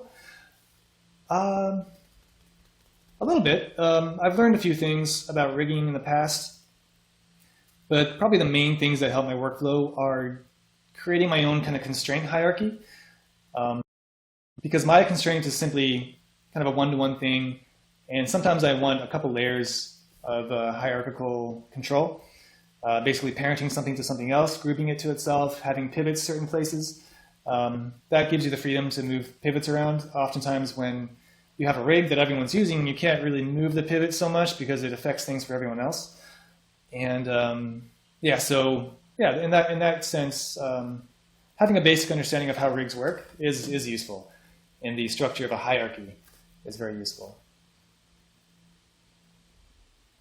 You mentioned trying to minimize IK-FK switches in your shots, but mentioned the amount of constraints in your bolt shot. How is this solved from a technical point of view? Good question, Steve. It was very hard. It was very hard. It took a long time. There are tools you can use. I know that a lot of scripts are written for switching between FK and IK. That's really useful. That's really useful because you don't have to repose your whole arm to match up the pose when you switch from FK to IK. Generally, the old way of things were that you have your hand in IK mode and you want to switch to FK, and you find that the whole arm goes out straight because there were no keys on the FK, or the opposite version of the arm. So by having a script that matches that for you, that's super helpful. Constraint-wise, basically it's kind of a matter of just kind of keeping things in your head properly. You can write little notes in your scene. You can, if you have a little bit of understanding for how the hierarchy works, you can kind of create little visuals of your controls to move to the side, so you know where maybe all the hand controls are and all the foot controls are. So that's where understanding a little bit more of the technical stuff comes in handy, because with computer animation, as much as it only matters to see the 2D image in the end, it's really helpful to know more about how things work in the background. So it's hard. It's hard. It takes time to learn some of that stuff, but it's very helpful. Do I tend to overact myself while shooting a shot? or do I simply act natural and exaggerate poses while blocking? That's a great question. It's very easy to want to overact in your shot. And if your shot doesn't call for overacting, you might end up getting something that looks pretty unnatural. So I tend to try to be as natural as possible. I will shoot 20 to sometimes 50 takes of the same action if it's kind of short. If it's a longer shot, 50 takes would take me all day probably, so I usually do it for like half an hour, maybe an hour. And then I'll go through each one and see what looks the most natural, the best, most communicative example.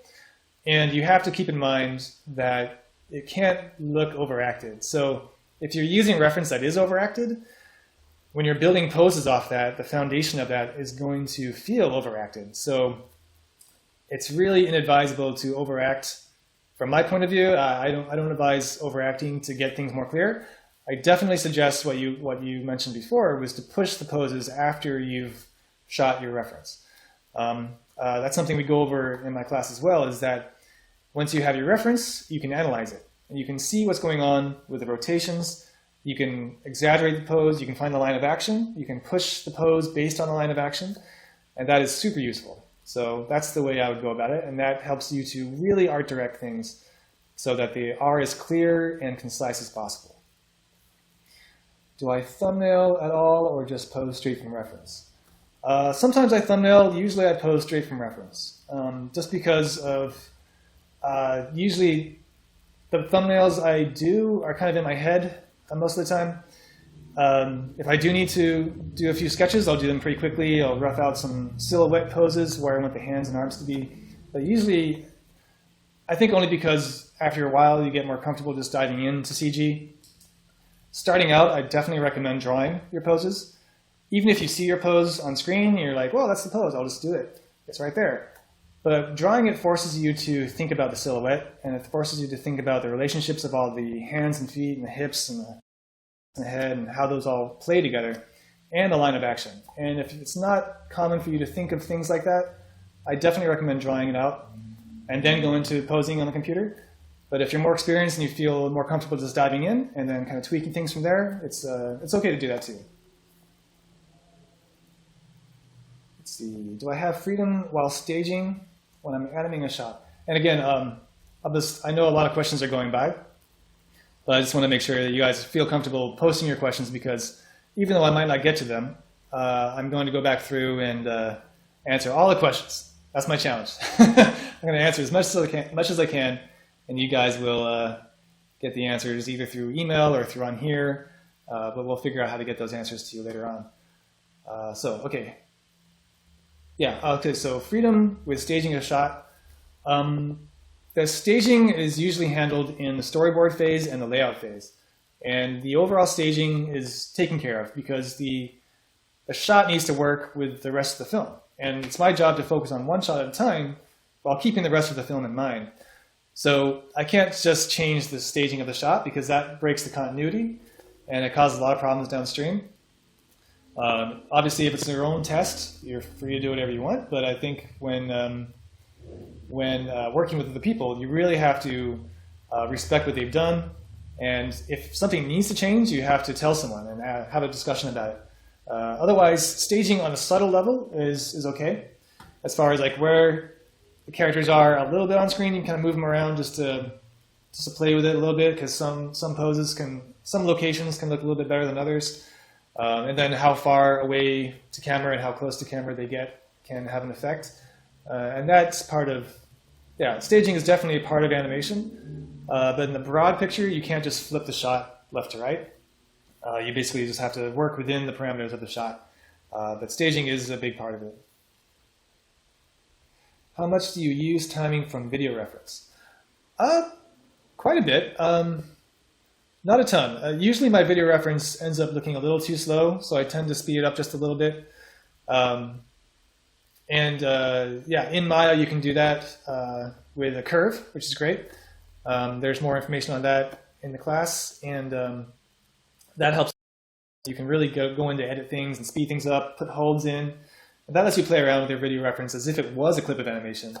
I highly recommend going into that if you want to get the most out of your reference. Otherwise, if you use the timing that is in the reference, for some reason it tends to feel kind of slow, almost like mocap, almost like it's a live action, rather than an animated character who uses only the amount of time that they need to convey a thought and have it feel natural and entertaining. So those are the kind of guidelines I use to go about timing my shot. Is how entertaining can I make it? How clear can I make it while keeping it all natural and not too live action feeling? Because there's a lot you can do with animation, and you need to take advantage of.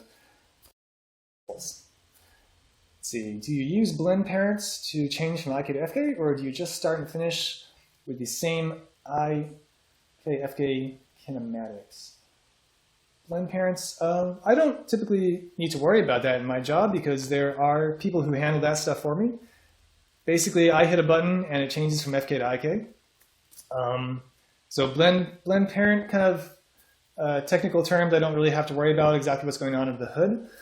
But as far as blending between IK and FK switches, there could be a time where there's like 5 frames in between. I generally try to keep it over the course of 1 frame when you're switching between IK and FK. But sometimes when there's not a problem, it doesn't catch my eye. And there could be an IK-FK blend in the final product, which is okay. As long as it looks right, then it's right. If it's, unless that causes technical problems for someone else, it's usually okay. So whatever looks right, it's usually easier to deal with switching over the course of 1 frame. It's just simpler because then you know what you're going to get when you move the arm or the leg. So yeah. Have you popped down to the Disney library? Which piece did you just have to find the pencil roughs for? We are able to go into the Disney library once in a while and check out some stuff. It's usually for inspiration. It's not really a one-to-one thing that we use it for. It's a great source of reference. Yeah, that's just part of the job that. Part of the benefits of working at Disney is that you do get to see a lot of that stuff. There's often stuff on the walls everywhere that you can find inspiration from. It's really good for looking at mouth shapes, eye shapes, stuff like that. So if you study the old films, I really recommend going through that and checking out exactly what they're doing with those sorts of things. Let's see. After working on a character for a while, do you find that there are rhythms to how the character is posed or the timing of movements? Yeah, definitely. There's definitely a way that characters move that affects who they are. And there needs to be a consistency, which is why we have supervisors to check in on all your work and everyone's work to make sure it feels continuous and make sure the character feels right, correct, and on model and in character. And the way that they move and the rhythm of their personality and how they deliver their lines dictates all that stuff. So it's very important to keep that stuff in mind. And then the audio file you get is a huge source of inspiration, as well as the feedback you get from the director to guide the shot for what needs to happen for the film. So yeah. Do you retime your reference before you start animating or start retiming after you've blocked some poses? Both. I do both. I retime the reference before I start animating, and I start retiming. Sometimes I'll go into the reference after I've blocked stuff out. Usually if I've blocked it out, I'll just retime the blocking. That's usually the case. After I've used my reference, I very often go back into my blocking and retime that. Like I said before, when you're posing on stepped keyframes, you don't really get a sense of the timing. It's only when you get into splining things out and looking at the breakdowns of things, then you get a lot better sense of how things are actually moving from point A to point B. That can feel very slow sometimes, so I tend to have to retime things after I've blocked things out.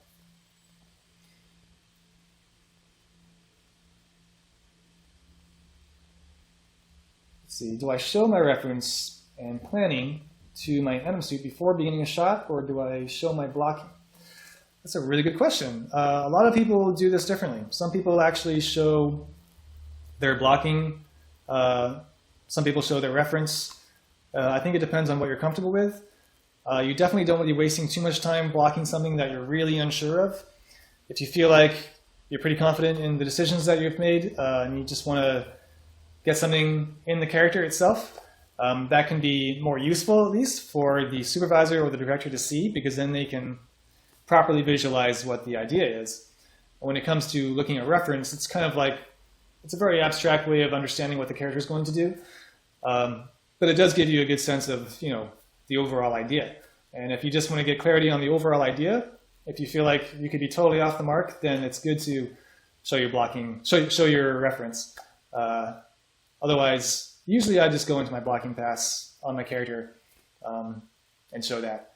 Or I'll have a discussion with the supervisor and say, I was thinking of doing this, thinking of doing that. What do you think? How do you think this character would move? Because the supervisors are generally a lot closer to the characters than any of the animators, because they are there from the beginning of the production on those characters. Let's see, what considerations do you have to make in your animation to prepare it to move down the pipeline? Are there special considerations you need to make as an animator as part of a pipeline? Yeah, there are a few things to consider. Possibly with most pipelines that deal with the lighting stage, the cloth stage, maybe stereoscopic rendering so you can get a 3D film out of it. You do have to kind of consider some of that stuff. So as much as you can clean it up in 3D space as possible, the better. In general, you don't want things coming to and from camera in an extreme way. That just causes kind of motion blur artifacts and can cause depth problems when it comes to stereoscopic rendering. It can also cause problems for the cloth department, who has to run a simulation, typically, which runs off of kind of a predicted set of physics rules. And if you break those physics, which is often the case in animation, it becomes pretty challenging for the cloth department to have to handle. They're very good at it, and they do what they can, but as much as you can help them out, the better.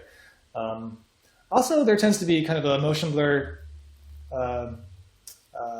continuity thing. So if you can animate a little bit before your shot and a little bit after the shot, it helps the motion blur, it helps the cloth simulation feel like it didn't just start from a standstill point in time. Let's see, how to understand that your pose is strong enough. Also, could you recommend some books to improve, make stronger the poses of the characters? Let's see, understand the pose is strong enough. It's kind of hard to figure out on your own if the pose is strong enough. Unless you're super good, it just kind of comes naturally, it flows really well. There are a lot of books. My mind's kind of blanking out right now for the titles of those books, but there are a lot of books online you can find on posing and animation.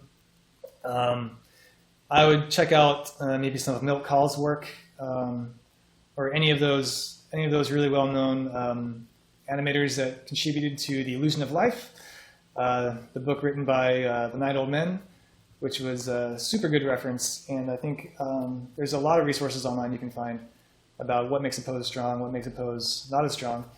We do go into that in the class Intro to Performance.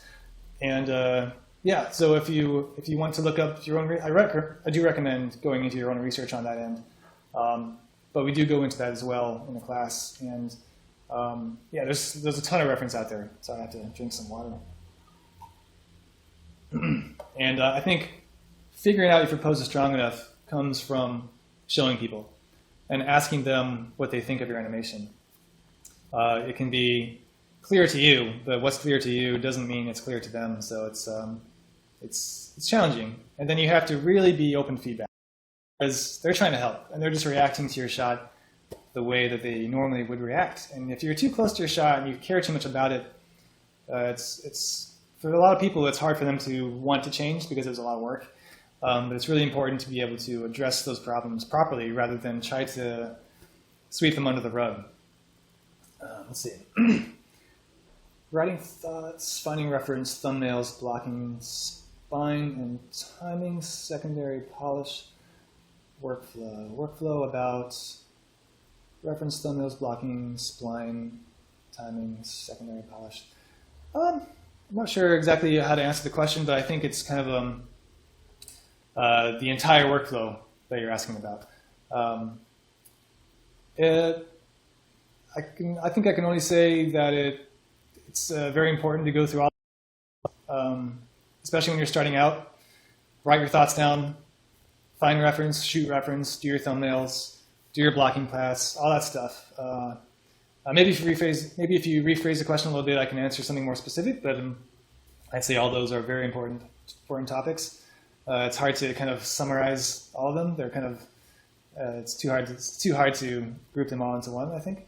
But it's a very common workflow, and I think yeah, I recommend it. If you do a scene with a layer approach, how do you show it to the supervisor? Supervisors generally are really good eyes to show early work, especially if it's rough, because they understand that it's rough, and you know it's rough. You just tell them, this is, and I'm layering my animation, and they understand what that means. A lot of directors know what that means too, but some directors might not want to worry about that stuff. They might be confused about what you're showing them if it's too rough.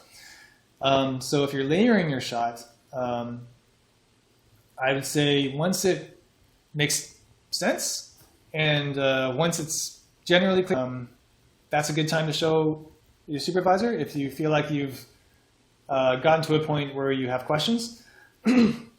Layering a shot also gives a good sense of timing your shot.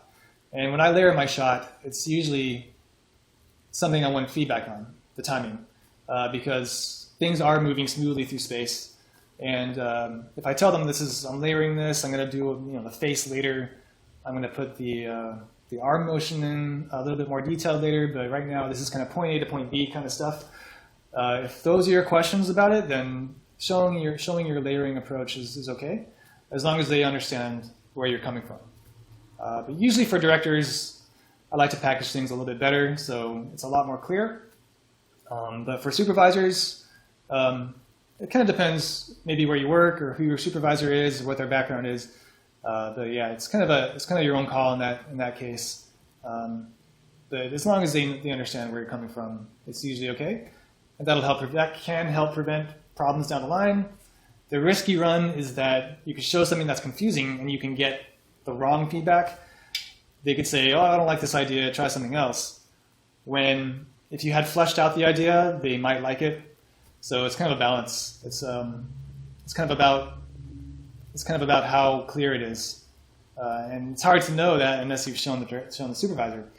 You can also show another animator who's not going to really have the authority to have you start over. So you could just show some animators, make sure it's actually working, and then show a supervisor. That might be a good way to go about it. What do you do when character movement doesn't catch up with camera movement? Not sure exactly when that occurs, but I think I understand the question, where camera motion can sometimes distract from the character, or if the camera is simply moving too fast through space, you generally need to talk to the person in charge of the camera to get that worked out. If the camera is simply not following the character the way that the character needs to move, then that's another discussion to have. Sometimes you can also do your own version of the camera and show it, present that. What do you think about this? Can we start from here, or something like that? But it's kind of a conversation to have. How do I manage to maintain a calm personality in a stressful period and tight schedule? I think that's kind of like the thing everyone kind of is challenged by, is the stressful schedules and the difficult kind of work that we have to do, especially when it comes to animating something for a long time and then going to show the director or showing your supervisor, and you have to start over. And sometimes things don't end up in the film. You have to let it go. So managing that it takes patience, and I think it takes an understanding for the process. Overall, it's really helpful to take time for yourself and try to focus on your life outside of work. Make sure you're happy. because you can't rely on how well your shot's going for your general happiness. I know that even for me, even today, like if my shot's not going well at work, it's hard for me to separate that from my life. I kind of think about it too much. Like, it kind of puts me in a downer mood. But I try to remember, you know, this is what I do, this is the process. The process is hard. It's hard to make good work. And everyone wants to make the best work possible, especially as a group. So it takes a lot of collaboration. And if you can understand that on that level, that everyone's just trying to come up with the best result, it helps with patience, for sure. If you don't understand why things are changing, it can be really frustrating. So when you do have questions about, you know, why is this changing, you know, ask very politely, so you can at least relax about, you know, about that, and trust that the calls that they're making are going to be better for the show. Otherwise, you know, hang out with your friends, enjoy life, have a hobby. It's really good. But yeah, understanding things in general is a huge help for that. Any tips for animating secondary characters in a shot so that they don't fall dead yet aren't distracting? Guiding the eye is part of the job, for sure. You want them to stay alive. Joe Bowers talked about breathing. That's very important. Through the simple act of breathing, you can get a lot of good motion. When you take a breath, you tend to lean back a little bit, and you exhale, you tend to lean forward a little bit, and you don't want that to be over-exaggerated. Scaling your keys up and down is really useful. We go over some exercises with that to get gestures to feel more exaggerated or more subtle. Sometimes it's easier to animate something and then scale it down, and then you get a good sense for the motion going on, but it's pretty subtle. That's one benefit of CG animation, is that you can actually scale things down. You get all the poses that were in there, but they're subtle. You still feel it. So it's basically holding your character still for the right amount of stillness and the right amount of time while the other character's talking, and show people, you know, get feedback, see what they think. Lots of studios have proprietary tools. Does this change my workflow? It changes my workflow only in the sense that I have tools that I would use, you know, at work that I don't have at home. So in all the demos that I do, I'm not using any tools that are outside of what Maya gives you, which I think is really useful for everyone to run through, because they're not going to have the tools, and it has to be relatable. So I don't want to show flashy tools that no one has access to. There are a lot of good scripts online you can get that help you out. I don't use many of those myself. I guess I've become comfortable with how I work, but yeah, it does change a little bit, but the overall workflow stays the same, for sure. Like as far as shooting reference, blocking my shot, splitting my shot, you know, going into breakdowns.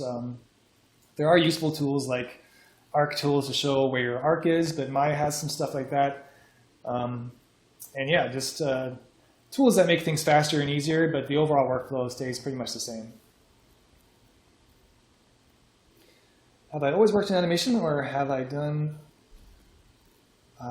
other steps in the CG chain? I've always worked in animation. As far as my professional life goes, it's only been animation. In school, we did go over all the steps, which is really good to know.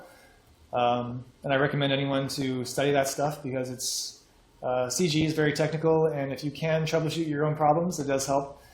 But yeah, I've only worked in animation.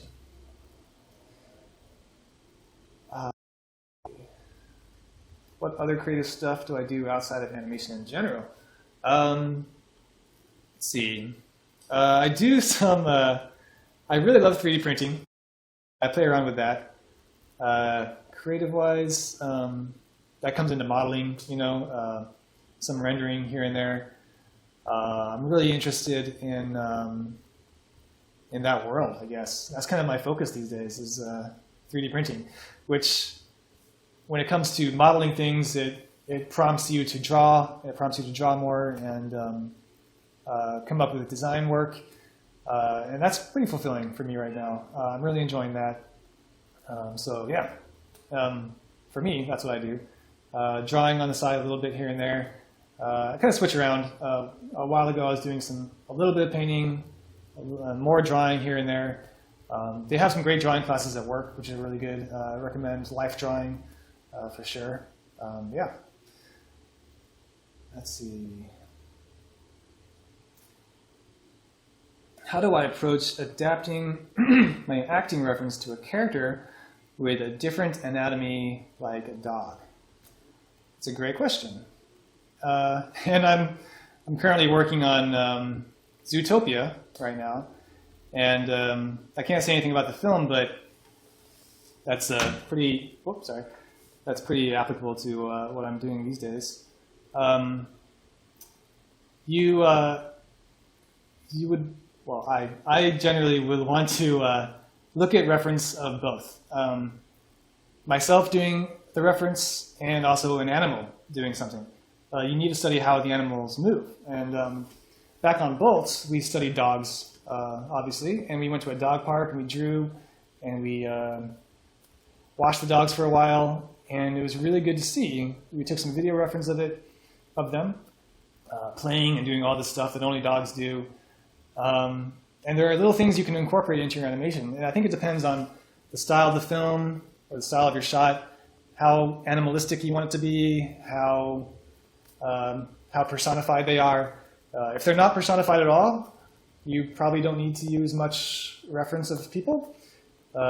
If they're very personified, you need to combine them. And while you can't act like, well, some people could probably do this better, but if you wanted to act like a hybrid dog-person version, some people would be a lot better at that than others. And I think that comes from practice and understanding how dogs move. If you notice that dogs,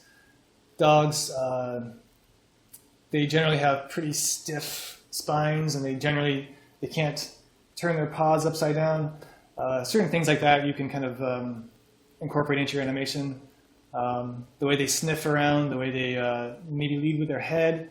How they play, like what they do with their arms when they want to play. They kind of go down they put their paws down on the ground, they spread their arms out. Little things like that you can incorporate it into, if you can remember them. It does take practice though. But yeah, it's hard. It's a hard challenge.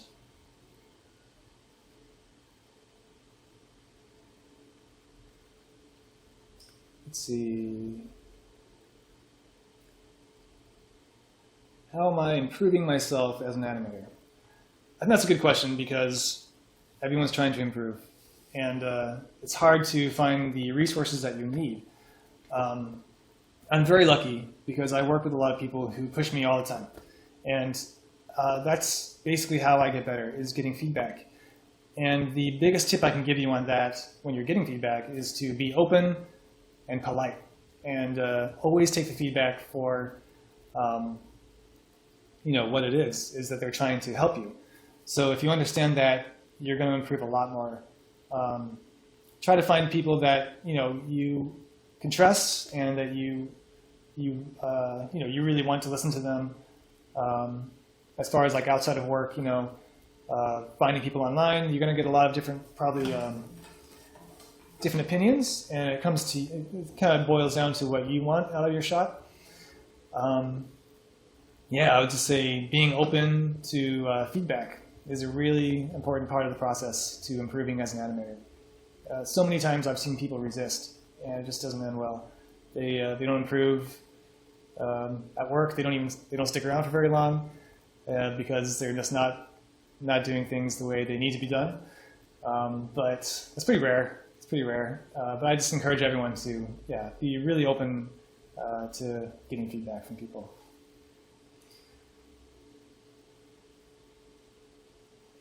Let's see. Just reading a few questions here. Do you know your acting choices are working?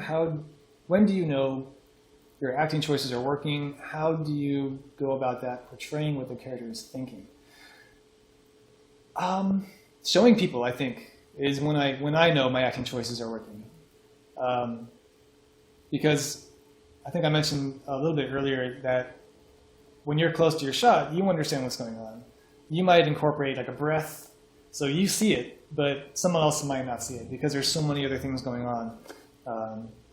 Showing one thing at a time is pretty important. Making sure that things are as clear as possible, and pushing the poses and pushing the silhouette. When you intellectualize how animation works, when it's a combination of timing, poses, good strong drawings, silhouette. When you can break things down, you can maybe make a little list for yourself. Go back and forth, like how's the pose, how's the line of action, is there a line of action, is it clear, what's the overall body doing, how's the silhouette, could that be more clear? That does help, but probably the biggest, fastest way to get feedback on that is to show someone and be open to their feedback.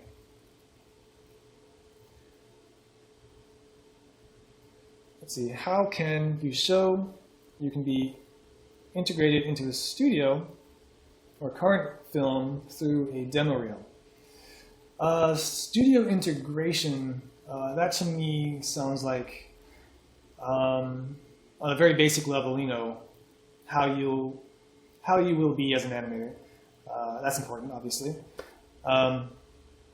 As far as integration into other areas of animation, like directing or story writing or anything like that, simply a demo reel is not going to do enough to get you there. I think a lot of studios work differently. Every studio works differently. Sometimes there's a path for that, sometimes there's not. But let me just read the question one more time. Let's see. Oh, I think I lost the question. When integrated, if I can do a word search.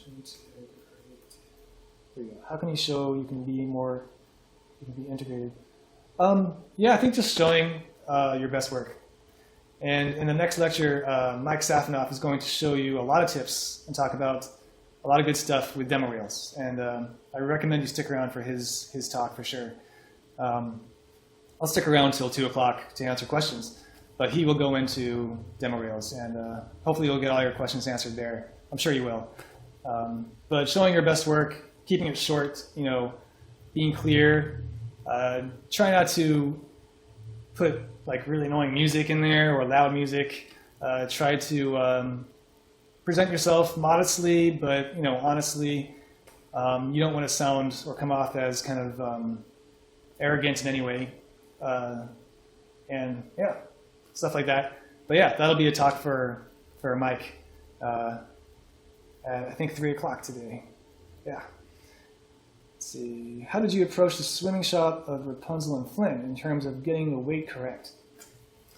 You can find reference of swimming, and things do move differently. There's always it's kind of a strange thing. It's like fluid dynamics are a lot different than aerodynamics, and there's a lot more resistance. Things come to a rest a lot quicker. The funny thing is with animation, with CG animation, there's a term called swimminess, which is when you spline everything and it looks really swimmy because the character is just kind of floating around without any kind of like feedback. So I don't really recommend just splining everything and saying you're done, but it's not really as hard as you might imagine to get that to feel, swimmy feeling. But getting it art directed and getting the timing to work just right for the shot is hard. So while you can portray that someone's underwater pretty easily just by the fact that they're floating in space and they're kind of moving their limbs and nothing's happening, you definitely want to focus on the posing side of things, the timing side, all those other things. Otherwise, it's basically a balance of that with easing in properly and easing out properly. Let's see. Is it better to just spend time following lessons or doing my own shots from imagination? I think lessons are really good, for sure, because that gives you a direction, that challenges you on specific things. If you just come up with your own assignments, you might not be pushing yourself as much as you could, especially when the lessons come with feedback or a demo on how to do it. That can really help speed things up. So if you want to get better faster, I recommend going through some lessons. Once in a while, though, I do recommend doing your own thing, just to see what you can do with what you've learned. I think that's really important with pretty much any art form, is to do your own art, basically. And that's why that's so important outside of work for people to have a creative interest, I think, so they can apply what they've learned and have that give them feedback into their work, because that kind of works both ways. Like, you produce things for a studio, but the things you produce for yourself, you can then give back to the studio at the same time. Tips for animating robots. That's a good question. It's very easy for CG animation to feel mechanical, as well as swimmy. Spline equals swimmy, basically. A lot of overshoots. Robotic is linear. So to make things feel robotic, I would go pretty linear with the curves. Sometimes I might want to ease in and ease out just a little bit, just so it doesn't feel like wrong. Because if the spacing is set up very evenly, and then you have the last frame just stops, it can feel like it's breaking physics a little bit, even though it's a robot. There's usually a reaction from that. Like, if an arm stops suddenly, there's a reaction from the body that has to take that momentum, because the arm motion has energy, and then it incorporates into the chest and the rest of the body, and the body's going to want to stabilize itself just naturally, depending on what kind of robot it is, I guess. But generally, you want to be pretty linear with things and pretty pose-to-pose, direct, instead of like swooping arcs. But it also, like I said, depends on the kind of robot, maybe how advanced it is. If you want to portray that it's a pretty advanced robot, they might move a lot more naturally than a robot that's pretty rickety and old or something. Like a wind-up toy would be super like jarring, and a more advanced robot, I imagine, would be a lot more fluid. Let's see, how do you manage your time in production regarding time spent on blocking, refining, polish, and stages when you show for feedback? Time management is hard. It's really hard. It takes time to figure out how to manage your time. And it's a part of the process that we all go through, and it's simply part of the learning process. If you want to get better at managing time, the deadlines that you will receive in production kind of, you can also ask people what they do to help themselves manage their time. I would say try to be as efficient as possible. As far as blocking, refining, polishing, showing for feedback. Showing for feedback is kind of a wild card you throw into your time management skills, because you could show for feedback and then the whole shot could blow up, or it could be fine. You could continue on the course you were going. So once things are in a place where you feel like they're communicating properly, I would definitely show for feedback at that point. As long as nothing's distracting, like it's so rough that the hand's doing this weird little like wave in the air and you don't really intend it to be there because there's some kind of gimbal lock thing going on. You want to clear some of that stuff up before you show. But if it's clear, show an animator next to you, like I said before, then show your supervisor, see what they think. Ask them, if it's time to show the directors or not. Because there could be times when the story's kind of like fluctuating and things are still being figured out here and there with like exactly how a character needs to move. Then just show early, or they might encourage you to just keep going and show a more polished version. But yeah, time management just takes practice, I think. It's probably as helpful as I can get with that. Who is my favorite character to animate and why? My favorite character to animate. I don't know. There are. I'll give you three, I guess, because I can't really narrow it down to one. I think they're all different examples of how things can be pretty awesome animating. Rapunzel was probably one of my first favorites for animating because of the kind of feedback I was getting, and the people I was working with was just awesome. Glenn Keane was on that show, and the way he would draw over your shot and give you feedback was just so encouraging and so helpful. And he's so good at what he does that it was just really, really good stuff. And I cannot appreciate that enough, I think, because it's just, that was just super helpful. And that's one thing that I felt was, that contributed to that being one of my favorite things, for sure. Plus, she was pretty, it was just a really good exercise to animate her because she was so detailed. The other one would be the Devil Dogs in Wreck-It Ralph, because they were so the opposite of a human. Kind of anything goes with them. They were basically just, like a Twinkie shape. Devil dog, I think, is a kind of candy, like a Twinkie-ish kind of thing. And so they were like a Twinkie, and they moved like this big jelly bean thing. And it was really fun to block them into my animation because I could draw like just a thick line to show their whole body. And in that case, I could just go through and like draw every frame, just have them tumble down a hill. There's a shot of that in my demo reel, I think, where they're kind of tumbling down the hill. And because there are 4 of them in the shot, I had to just keep it simple. And then their legs kind of support what that's doing. The fact that their legs were so thin, it just was really funny to me. So I really enjoyed working on that.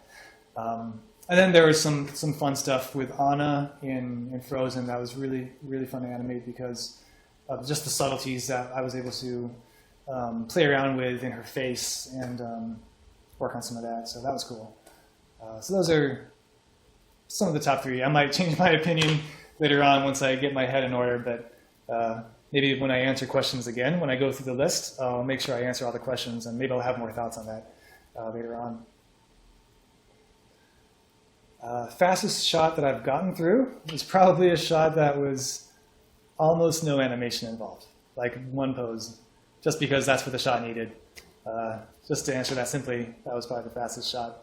I can't remember what shot that was, or something in the background, usually just in general, that's the kind of thing. I just can't give the actual example, but it's an example of what it would be. Facial expressions let us to see the life in the characters. How can you balance the cartoon expression with the realistic one? That comes into play when you go into the animation principles and when you kind of like intellectualize what makes animation communicative and appealing and just good and natural. So there is a balance between the realistic motion and the cartoony motion where mocap is like realistic, hand-drawn maybe as cartoony as things get these days because it's very hard to get computer animation to look as cartoony as hand-drawn sometimes because you can't just draw it as much as you want to. A lot of the tools aren't there yet.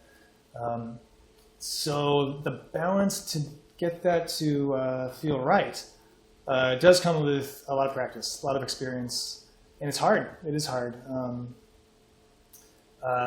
Yeah, it's hard to answer in a quick fashion.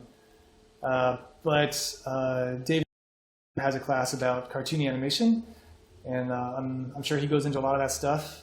I'd recommend checking that out. Check out his syllabus. Check out his page.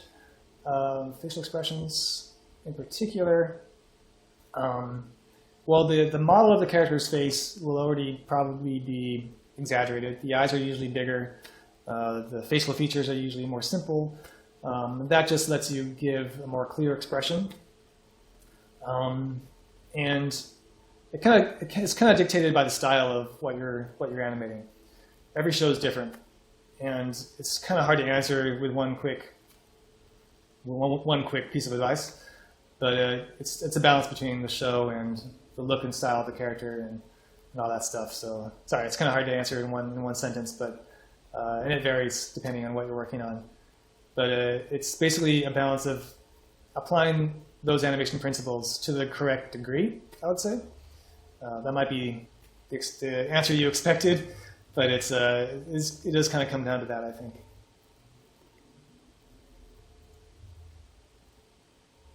Let's see. Are there creature animators and other animators for humans, or do we have to master both? There are definitely people who specialize more in creatures or generally you will want to be able to do both, for sure. I would say get both down. It's good to understand both, for sure. And there's always going to be a time where you're going to have to do one or the other. So I highly recommend doing both. But in general, animators tend to do better at certain things like acting or action or creature or certain characters, and that just that's something that's learned by production, and they that can help them gear shots towards you. If they know that you're really good at creatures, they might give you some more creature shots. You can also ask to request certain shots if you want to push yourself in other areas. So that's really nice to be able to do.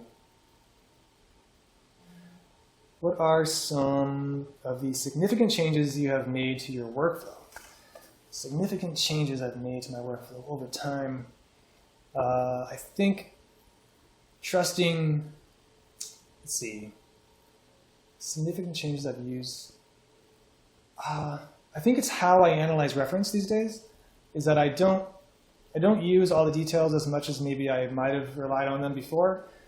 I also tend to shoot reference more often because I understand better now that there's so much information in reference that you can incorporate. You can pick and choose what you want, and it's important to be able to do that.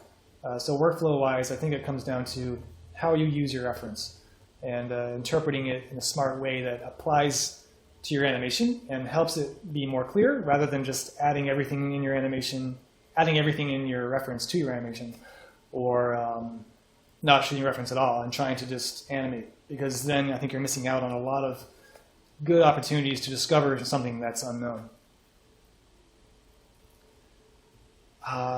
Was I scared on my first day at Disney? How did you gain your confidence? I kind of talked about this a little bit before, but I was pretty intimidated on my first day at Disney because I was like this new kid, and there were all these like legacy animators, and I had no idea how to approach anyone.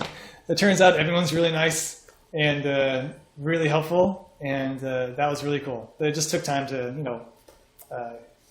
feel in place and comfortable, and then kind of slowly talk to people and gain confidence with positive encouragement. People being nice was really helpful for that. It's hard when anyone says anything harsh to you. It's like, oh man, I don't know what I'm doing. Why am I here? But if you think back about, well, they're trying to help. Their delivery might be harsh, but they're obviously trying to help. So it comes down to that. And yeah, but generally people are really nice, so it wasn't so hard to feel more comfortable. How often do you show your shots, and how long before you can call it done from other critiques given your timeline? How often do you show your shots, and how long before you can call it done from the critiques given? I show my shots about 2 or 3 times in general. I'll show a blocking pass. I'll show a almost final pass to the supervisors.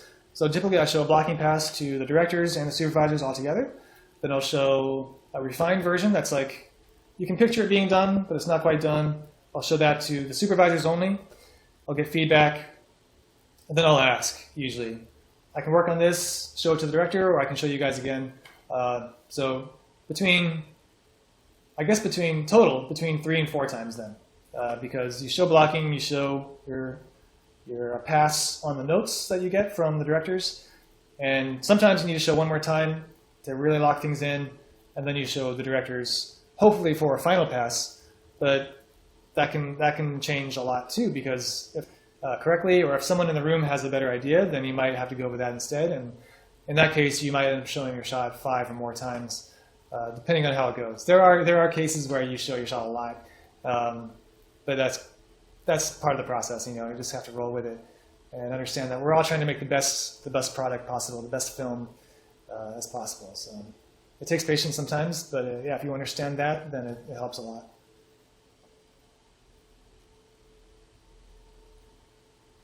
Let's see. I'm going to scroll up a little bit and see some of the questions I've missed earlier. I know a lot of them flew by while I was talking.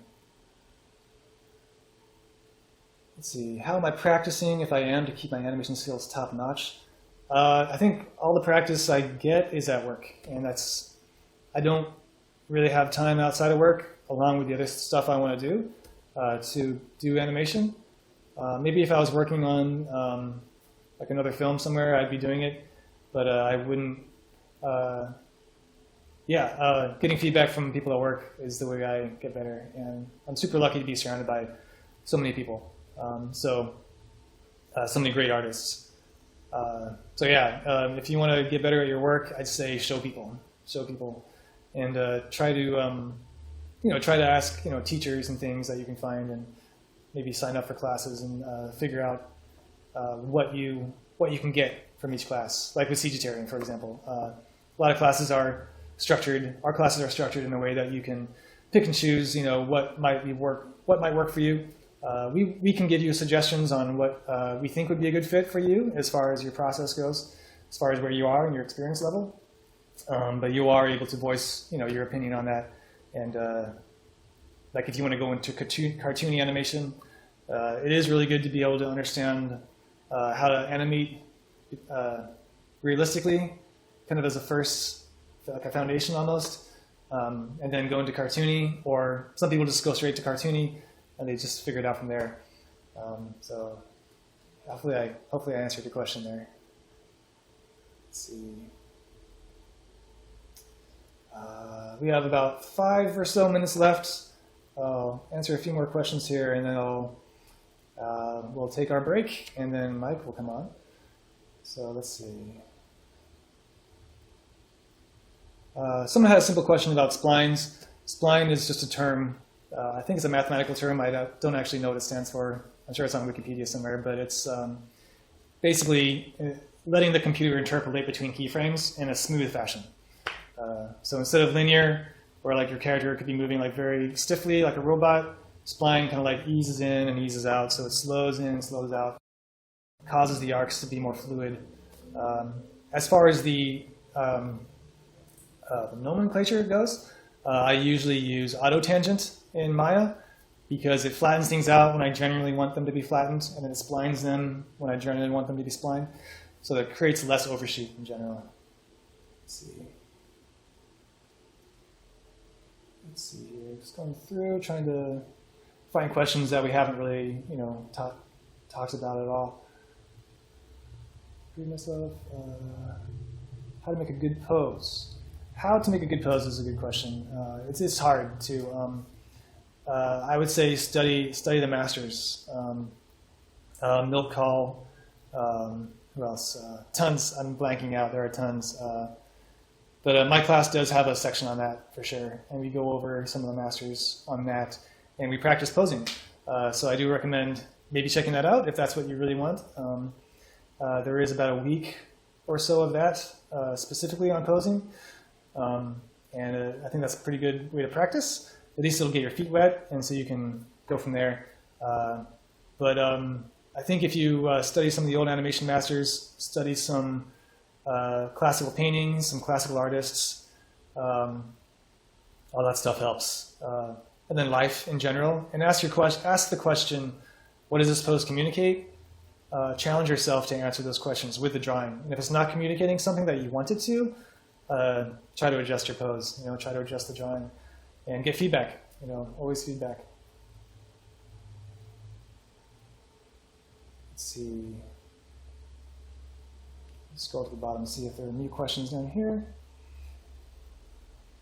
Let's see. Are there common workflow mistakes?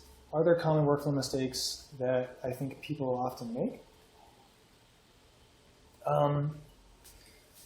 There definitely are workflow mistakes that people can make pretty often. I think a lot of it has to do with not starting out with reference that works.